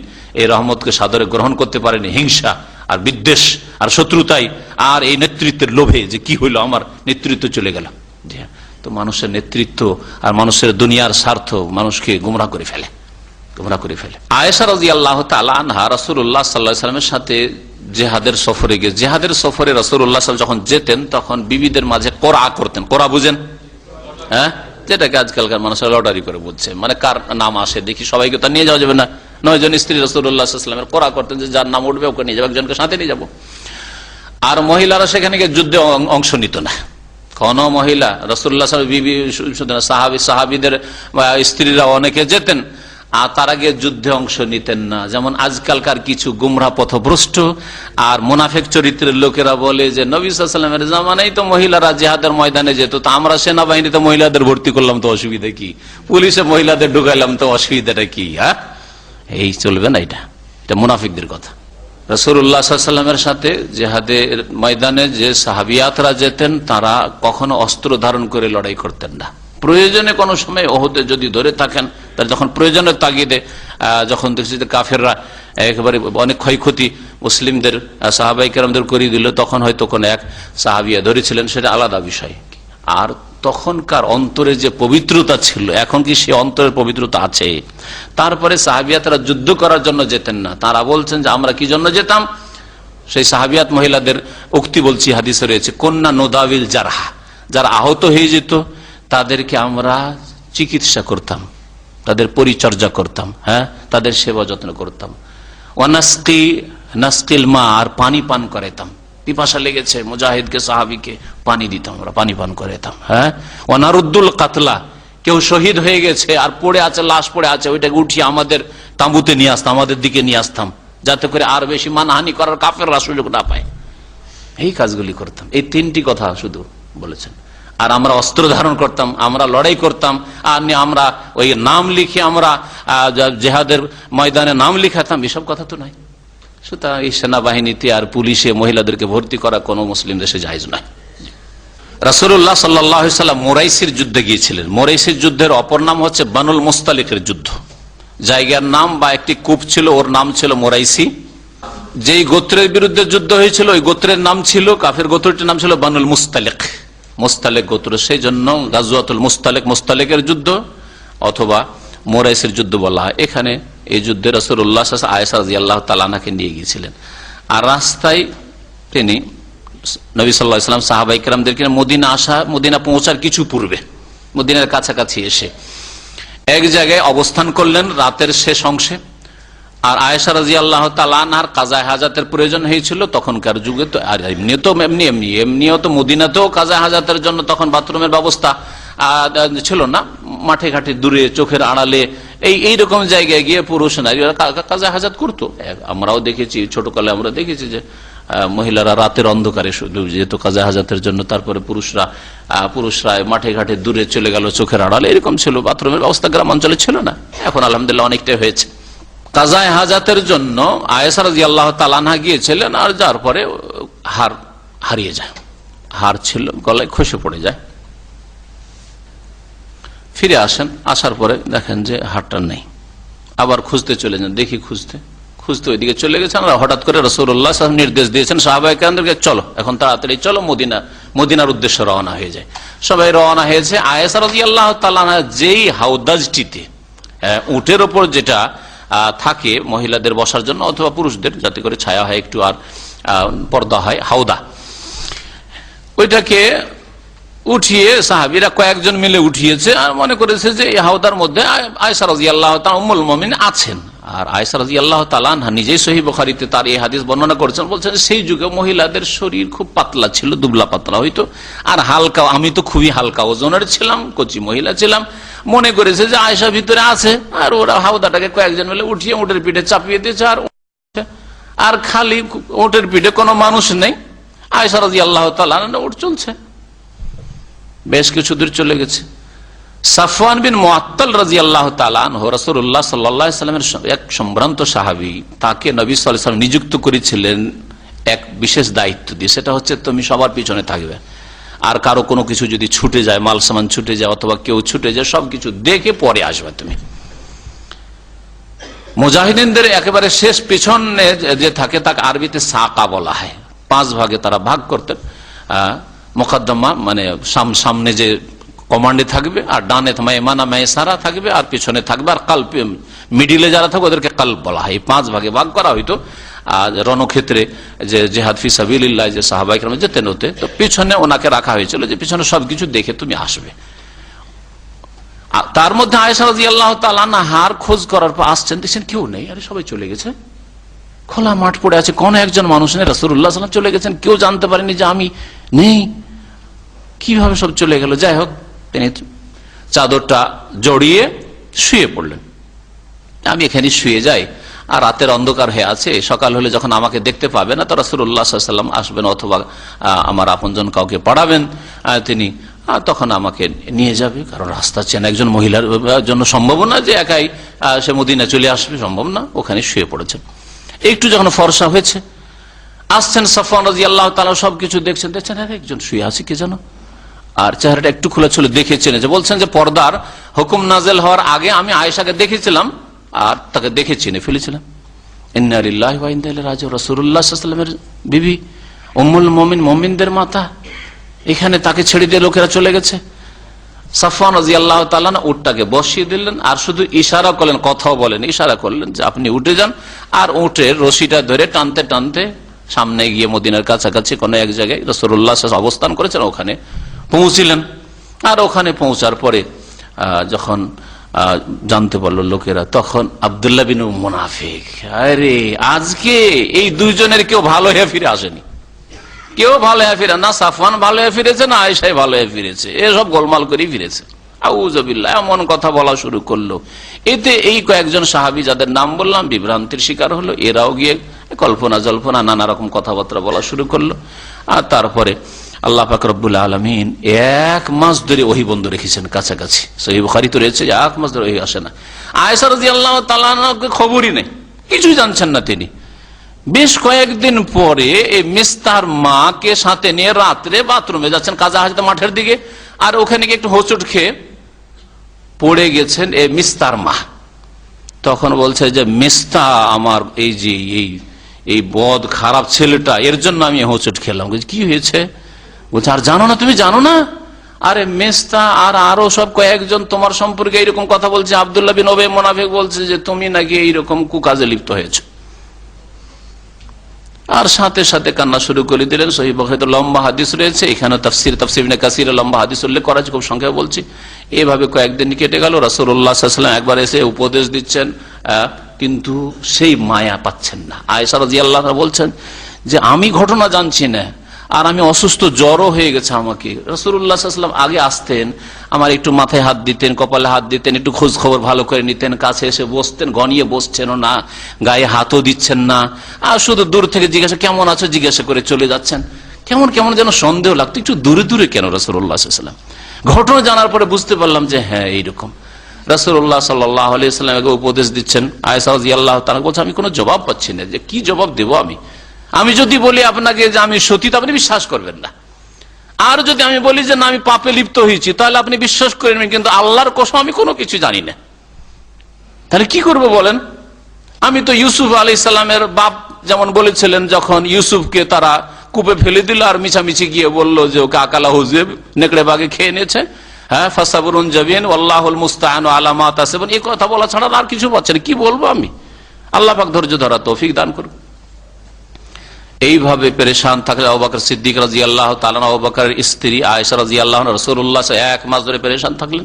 তারপরে এই আয়াতগুলি নাজিল হয়, যে আয়াতগুলি তাফসীর ইনশাআল্লাহ তাআলা আমরা শুরু করব। আল্লাহ পাক ইরশাদ করছেন, ইন্নাল্লাযীনা জাউ বিল ইফকি উসবাতুম মিনকুম, নিঃসন্দেহে ওই সব লোকেরা যারা মিথ্যা অপবাদ ছড়িয়েছে, জাউ বিল ইফকি মিথ্যা অপবাদ ছড়িয়েছে, উসবাতুম মিনকুম তোমাদের মধ্যকারী একদল লোক, তারা তোমাদের মধ্যকারী একদল।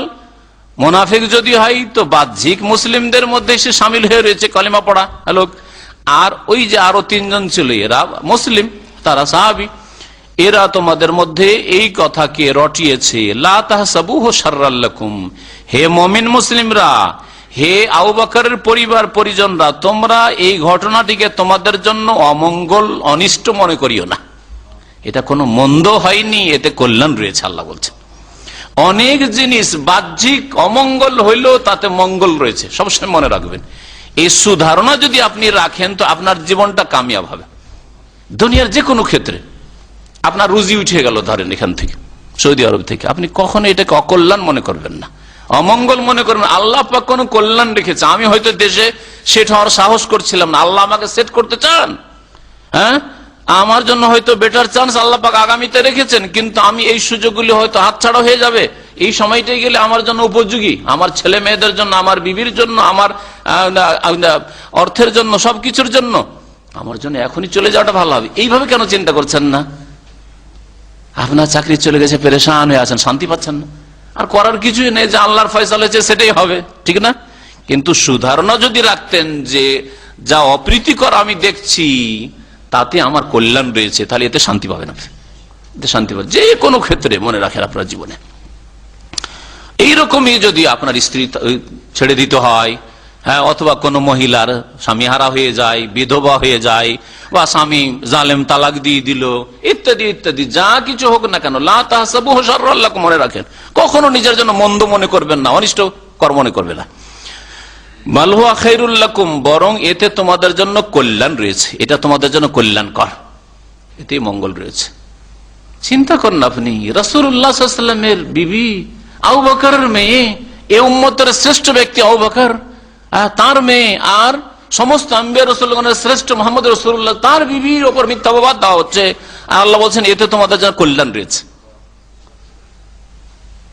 একটি সবচেয়ে বড় কল্যাণ যে কিয়ামত পর্যন্ত আয়েশা রাদিয়াল্লাহু তাআলা আনহার সতী সাধ্বী ঘোষণা এই কোরআনে কারিমে রয়েছে, যা কোটি কোটি মানুষ তেলাওয়াত করছে, কোটি কোটি মানুষ তেলাওয়াত করছে। এই একটি আয়াত নয়, এতগুলি আয়াত, তাই না? তারপরে মা আয়েশা রাদিয়াল্লাহু তাআলা নিজেই বলছেন যে আমার কল্পনা তো ছিল না যে আমার মতো একজন সাধারণ মহিলার জন্য আল্লাহ কোরআনই আয়াত নাজিল করবেন।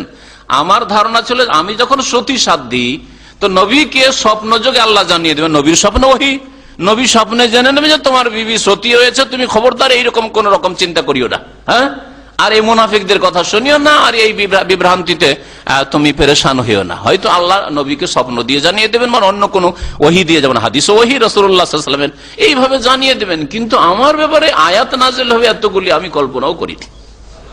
এটা কল্যাণকর নয়?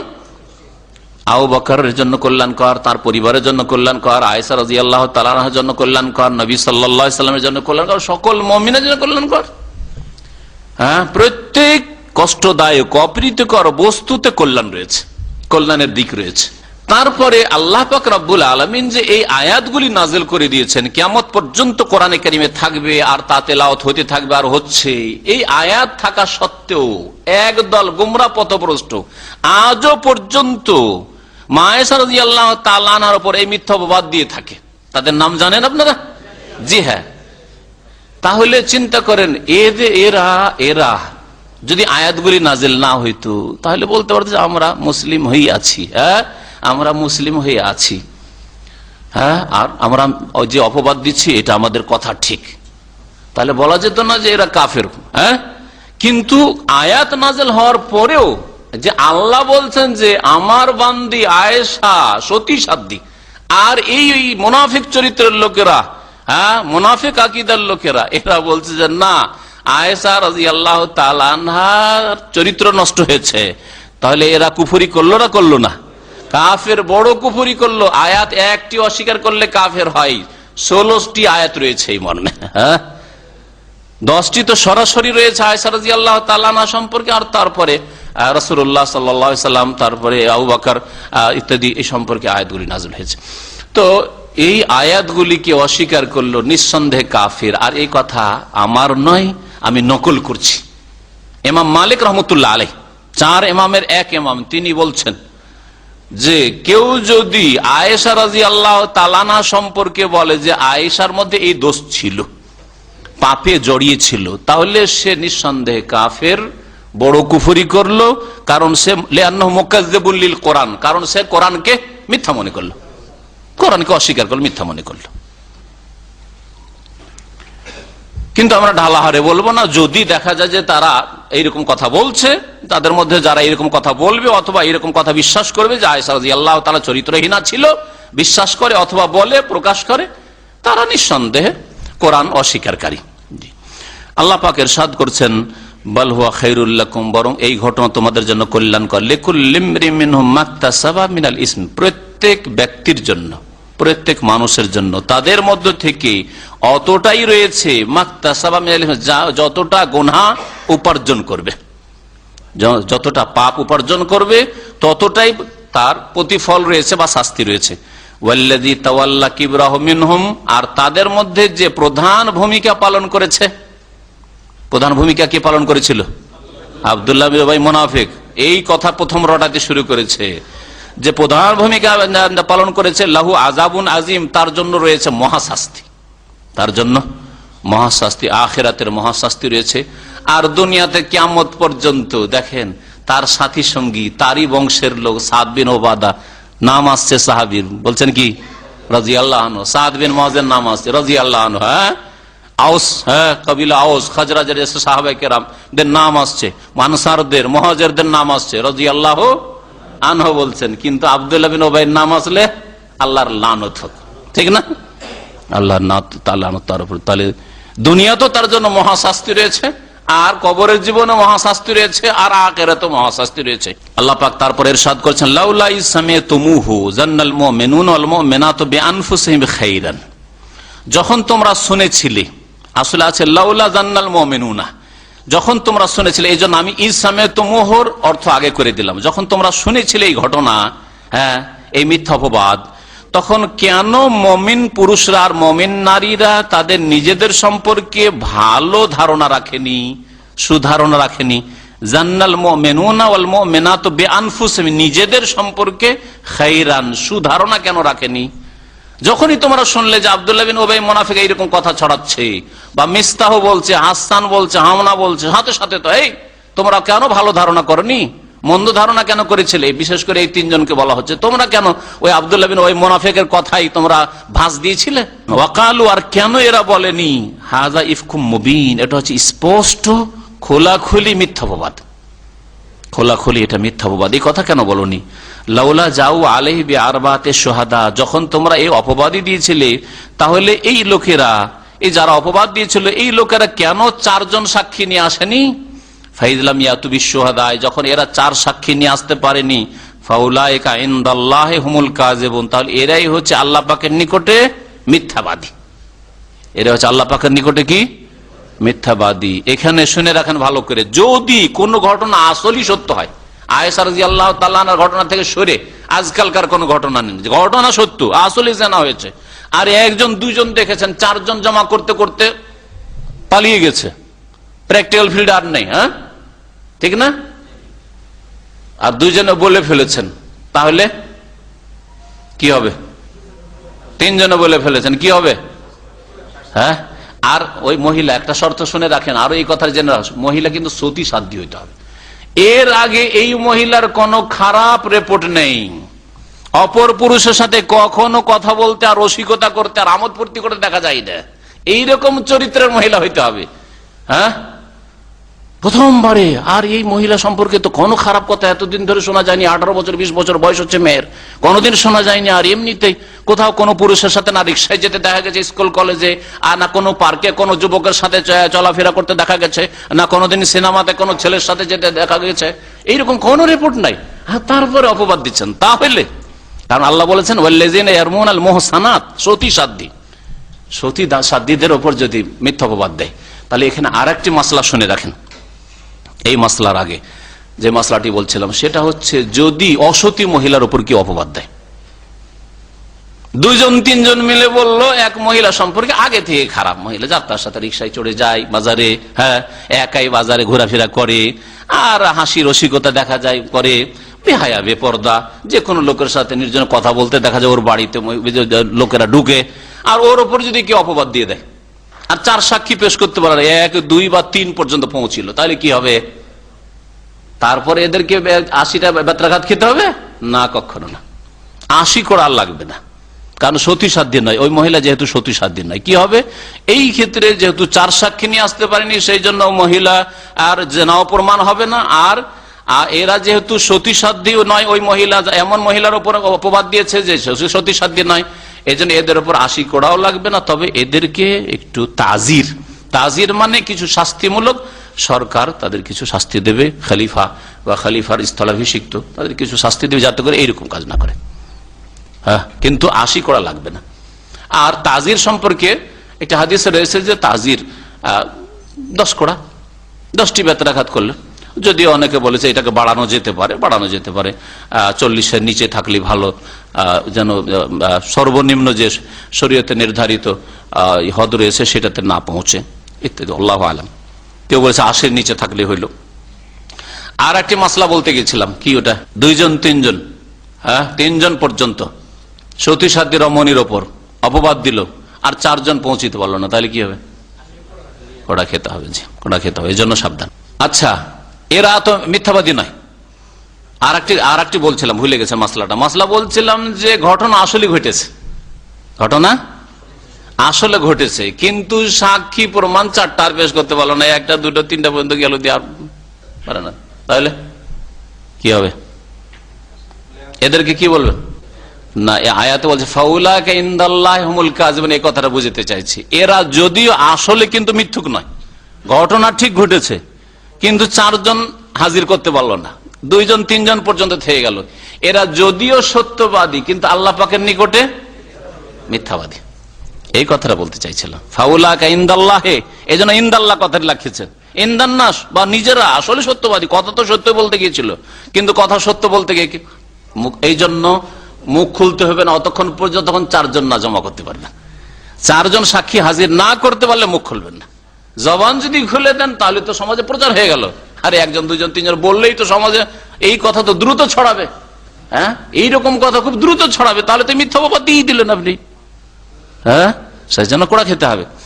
আল্লাহ পাকের নিকটে মিথ্যুক সাব্যস্ত হবেন যতক্ষণ পর্যন্ত 4 জন না সাক্ষী আপনি জমা করতে পারেন। ওয়ালাউলা ফাদলুল্লাহি আলাইকুম ওয়া রাহমাতুহু ফিদ দুনিয়া ওয়াল আখিরা, আল্লাহ পাক বলছেন যে আল্লাহ পাকের অনুগ্রহ তোমাদের উপর আর তার রহমত যদি না হইতো দুনিয়াতে আর আখিরাতে, ইহকাল পরকালে, লামাসসাকুম ফীমা আফালতুম ফীহি, তাহলে তোমরা যেই সম্পর্কে মগ্ন হয়েছো, যেই আলাপ আলোচনা, মানে আয়েশা রাদিয়াল্লাহু তাআলা আনহার মিথ্যা অপবাদ দেওয়ায় যে মগ্ন হয়েছো, এতে তোমাদেরকে স্পর্শ করতো আযাবুন আযীম, মহাশাস্তি, তোমাদের উপর মহাশাস্তি এসে পড়তো। ইজ তালাক্কাউনা বিআলসিনাতিকুম, যখন তোমরা তোমাদের ভাষায় চর্চা করছিলে। ইজ তালাক্কাউনা বিআলসিনা, তোমরা নিজে সে তার প্রচার প্রসার ঘটাচ্ছিলে। ওয়া তাকুলুনা বিআফওয়াহিকুম মা লাইসা লাকুম বিহি ইলম, এবং তোমরা তোমাদের মুখে জবানে এমন কথা বলছিলে যে সম্পর্কে তোমাদের কোনো সম্যক জ্ঞান ছিল না। কে দেখেছিল আয়েশা রাদিয়াল্লাহু তাআলা আনহাকে? দেখেছিল আব্দুল্লাহ বিন উমাইয়া দেখেছিল, ওরা তো সবাই চলে এসেছে, তাহলে কি করে এইসব কথা রটাচ্ছ? মা লাইসা লাকুম বিহি ইলম, যে সম্পর্কে তোমাদের কোনো জ্ঞান নেই। ওয়া তাহসাবুনাহু হাইয়্যানা, আর এটাকে তোমরা খুব নগণ্য মনে করছিলে। এমন কি এইরকম এক মহিলা, একা ওই মহিলাকে নিয়ে আসছে এই লোক, তাহলে হইতে পারে, ওইটাকে হালকাই মনে করলে কথাটাকে হালকা নয়। ওয়া হুয়া ইনদাল্লাহি আযীম, কারণ এটা আল্লাহ পাকের নিকটে গুরুতর অপরাধ। আযীম মানে গুরুতর অপরাধ। ওয়ালাউলা ইয সামি'তুমুহু, যখন তোমরা তা শুনেছিলে, কেন তোমরা বলনি? লাউলা কুলতুম, তোমরা কেন বলনি? মা ইয়াকুনু লানা আন নাতাকাল্লামা বিহাযা, এইরকম কথা বলা আমাদের জন্য মোটেই উচিত নয়। নবীর বিবি আর আবু বকরের মেয়ে আয়েশা রাদিয়াল্লাহু তাআলা, তার সম্পর্কে এইরকম কথা বলা আমাদের মোটেই উচিত নয়। সুবহানাকা, হে আল্লাহ তুমি পাক পবিত্র। হাযা বুহতানুন আযীম, এই হচ্ছে বড় মিথ্যা অপবাদ। ইয়াইযুকুমুল্লাহ, আল্লাহ পাক তোমাদেরকে ওয়াজ করছেন, উপদেশ দিচ্ছেন। কোরআনী আয়াত হচ্ছে আল্লাহ পাকের ওয়াজ, উপদেশ। আল্লাহ পাক তোমাদেরকে উপদেশ দিচ্ছেন আনতাউদু লিমিসলিহি আবাদা, যে এইরকম কাজের তোমরা পুনরাবৃত্তি করবে, এইরকম আবার করবে, এইরকম কখনো করবে না। আল্লাহ উপদেশ দিচ্ছেন কখনো এইরকম কাজ আর করিও না, এইরকম কথা বলিও না। ইন কুনতুম মুমিনিন, যদি তোমরা মুমিন হও, মুমিন হলে কখনো তোমরা সতী সাধ্বী রমণীর ওপর মিথ্যা অপবাদ দেবে না। ওয়ায়ুবাইয়িনুল্লাহু লাকুমুল আয়াত, আল্লাহ পাক তোমাদের জন্য সুস্পষ্ট আয়াতগুলি বর্ণনা করছেন। আল্লাহু আলিমুন হাকিম, আল্লাহ সবকিছু জানেন এবং তিনি বিজ্ঞানময়। ইন্নাল্লাযীনা ইউহিব্বুনা আন তাশিয়াল ফাহিশাতু ফিল্লাযীনা আমানু লাহুম আযাবুন আলীমুন ফিদ দুনিয়া ওয়াল আখিরা, নিঃসন্দেহে যে সব লোকেরা পছন্দ করে যে মুমিন সমাজে অশ্লীলতা ছড়িয়ে পড়ুক, তাশিয়াল ফাহিশা, অশ্লীল কথা কাজ ছড়িয়ে পড়ুক, ফিল্লাযীনা আমানু, মুমিন সমাজে, মুসলিম সমাজে, লাহুম আযাবুন আলীম, তাদের জন্য যন্ত্রণাদায়ক শাস্তি রয়েছে, মর্মান্তিক শাস্তি রয়েছে, ফিদ দুনিয়া ওয়াল আখিরা, ইহকালে এবং পরকালে। ওয়াল্লাহু ইয়ালামু ওয়া আনতুম লা তা'লামুন, আল্লাহ পাক ভালো জানেন আর তোমরা কিছুই জানো না। তাহলে তোমরা যখন গায়েব অদৃশ্য জানো না, তাহলে কল্পনার কথা, অনুমান ভিত্তিক কথা কেন তোমরা বলো? এই আয়াতে ফাহেসা কোন কাজটাকে বলা হয়েছে? যারা পছন্দ করে যে অশ্লীল কথা কাজ, হ্যাঁ, নোংরা কথা কাজ ছড়িয়ে পড়ুক মুসলিম সমাজে, এখানে অশ্লীলতা কাকে বোঝানো হয়েছে? হ্যাঁ, মিথ্যা অপবাদ। মাশাআল্লাহ। তাহলে দেখেন, জেনা হচ্ছে বড় অশ্লীলতা কোরআনের ভাষায় আর রাসূলের হাদিসের ভাষায়, ফাহেসা। আর সমকামিতাকে ফাহেসা, লূত আলাইহিস সালামের ঘটনায় ফাহেসা বলা হয়েছে, এগুলো হচ্ছে অশ্লীলতা।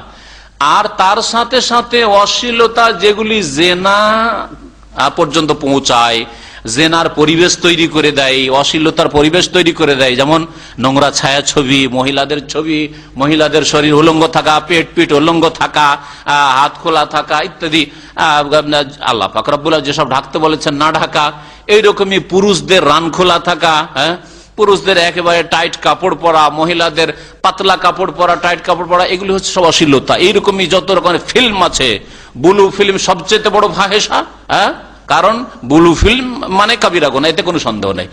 আর তারপরে যতগুলি ফিল্ম রয়েছে, সিরিয়াল রয়েছে, যেগুলিতে মহিলা আর ছবি আসে, এগুলি সবগুলি ফাহেসা। আর ফাহেসা কাজের সাথে সাথে যেগুলি এর সাথে সম্পৃক্ত কথা, সেগুলি হচ্ছে ফাহেসা। এখানে ফাহেসা বলা হয়েছে জেনার অপবাদকে। আয়েশা রাদিয়াল্লাহু তাআলা আনহার উপর জেনার অপবাদ দেওয়া, এ হচ্ছে ফাহেসা। যারা পছন্দ করলো যে মুসলিম সমাজে এইসব কথা ছড়িয়ে যায়, আরে জানো জানো, আরে নবীর বিবির এরকম অবস্থা, আরে জানো জানো আবু বকরের বেটির এই অবস্থা, তাহলে সে ফাহিশা ছড়াইল, এতে হবে কি চরিত্র খারাপ হবে। আরে নবীর ঘরে যদি এরকম হয়, যদি আবু বকরের ঘরে এরকম হয়, তো আমরা আবার কেমন হবো? হ্যাঁ, ঠিক না? চরিত্র নষ্ট হবে না মানুষের? আরে ফাহেসা ছড়াবে। তাহলে যারা এইরকম মিথ্যা অপবাদ দিয়ে থাকে তারা ফাহেসা ছড়িয়ে থাকে। আপনার গ্রামে কোন জেনার ঘটনা ঘটেনি, আর একবার একটা মিথ্যা অপবাদ দিয়ে দিল, প্রথম শুনলে যে আপনার গ্রামে এক মহিলা জেনায় লিপ্ত হয়েছে, এক যুবক জেনায় লিপ্ত হয়েছে, তাহলে এখন মগজে জেনার কথা ঢুকলো না গ্রামের? হ্যাঁ, গ্রামের পুরুষ নারীর মগজে জেনার কথা ঢুকলো। এইরকম অন্তরে যেসব লোকের ব্যাধি আছে, হ্যাঁ, কুপ্রবৃত্তির ব্যাধি, তারা জেনার দিকে, আরে ও করেছে, ওর কিছু হয়নি, একটু মারধর খেয়েছে, কিছু হয়নি, হ্যাঁ, বা বাড়ি থেকে পালিয়ে গেছিল, আবার ফিরে চলে এসছে, কিছু হয়নি, আবার ওই যাদের অন্তর রোগ আছে ওই রাস্তায় নেমে পড়বে।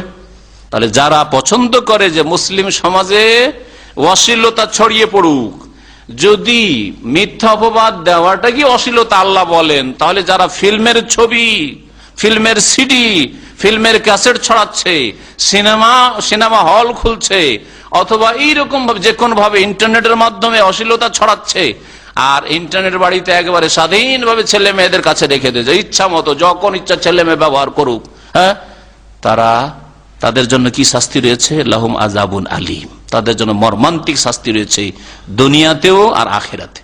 দুনিয়াতে মর্মান্তিক শাস্তির একটি শাস্তি হচ্ছে আপনার ছেলে মেয়ে সৎ সতী হবে না। ছেলে মেয়েদেরকে ইন্টারনেট ছেড়ে দিয়েছেন ফ্রি, ছেলে মেয়েদের জন্য আপনি ফিল্মের সিডি এর ব্যবস্থা করে দিয়ে যাচ্ছেন। অনেক পরিবারের কথা এখানে শুনেছি যে ওরা যখন ওই ঘুরতে যায়, স্বামী স্ত্রী আমোদ ফুর্তি করতে, একটু সমুদ্র বৃষ্টি যে যাচ্ছে, ছেলে মেয়েদেরকে দিয়ে চলে যাচ্ছে যে তোরা এইটা দেখ, সিরিয়ালটা দেখ, হ্যাঁ, তারা এই ফিল্মটা দেখ, দিয়ে চলে যাচ্ছে টাইম পাস করার জন্য। ও যাচ্ছে কোথাও পার্টি খেতে, অথবা যাচ্ছে কোথাও ঘুরতে ফিরতে, আর স্বামী স্ত্রী দুজনে ঘুরে বাজার করতে যাচ্ছে, আর ছেলে মেয়েকে দিয়ে চলে যাচ্ছে। এইগুলি করবেন। লাহুম আযাবুন আলীমুন ফিদ দুনিয়া ওয়াল আখিরাহ। দুনিয়া তো আল্লাহ পাকের আযাব, বহু আযাব রয়েছে, বহু আযাব দুনিয়াতে রয়েছে। মানহানি হবে, মান সম্মান যাবে, মেয়ে বেরিয়ে চলে যাবে, ছেলে আপনার অবাধ্য হবে, দুনিয়ার আযাব এগুলি, মানসিক আযাব, শারীরিক আযাব, বিভিন্ন রকমের আযাব। আর আখিরাতে তো আযাব রয়েছে। আল্লাহু ইয়ালামু আনতুম লা তা'লামুন। ওয়ালাউলা ফাযলুল্লাহি আলাইকুম ওয়া রাহমাতু, আল্লাহ পাকের অনুগ্রহ আর রহমত যদি তোমাদের উপর না হইতো, তাহলে তোমাদেরকে আল্লাহ পাক এই অপরাধের জন্য যে অশ্লীলতা ছড়ালে আর আয়েশা রাদিয়াল্লাহু তাআলা আনহার উপর মিথ্যা অপবাদ দিলে, আল্লাহ পাকের আযাব তোমাদের উপর এসে যেত। ওয়া আন্নাল্লাহা রাউফুর রহিম, জেনে রাখো আল্লাহ পাক বড়ই করুণাশীল আর বড়ই দয়াবান। সময় শেষ হতে যাচ্ছে, সেজন্য এখানেই শেষ করছি। আল্লাহ পাক রব্বুল আলামিন যেন কোরআনে কারীম বুঝার তৌফিক দান করেন, কোরআনে জীবন গড়ার তৌফিক দান করেন। আল্লাহ পাক আমাদেরকে হেদায়েতের পথে রাখেন। আল্লাহ পাক উত্তম চরিত্র গঠনের যেন তৌফিক দান করেন। আল্লাহ পাক দুনিয়ার ফিতনা ফাসাদ থেকে, জিনা ব্যভিচার রাস্তা থেকে আল্লাহ পাক মুসলিম সমাজকে যেন রক্ষা করেন। সুবহান রাব্বিকা রাব্বিল ইজ্জাতি আম্মা ইয়াসিফুন ওয়া সালামুন আলাল মুরসালিন ওয়ালহামদুলিল্লাহি রাব্বিল আলামিন।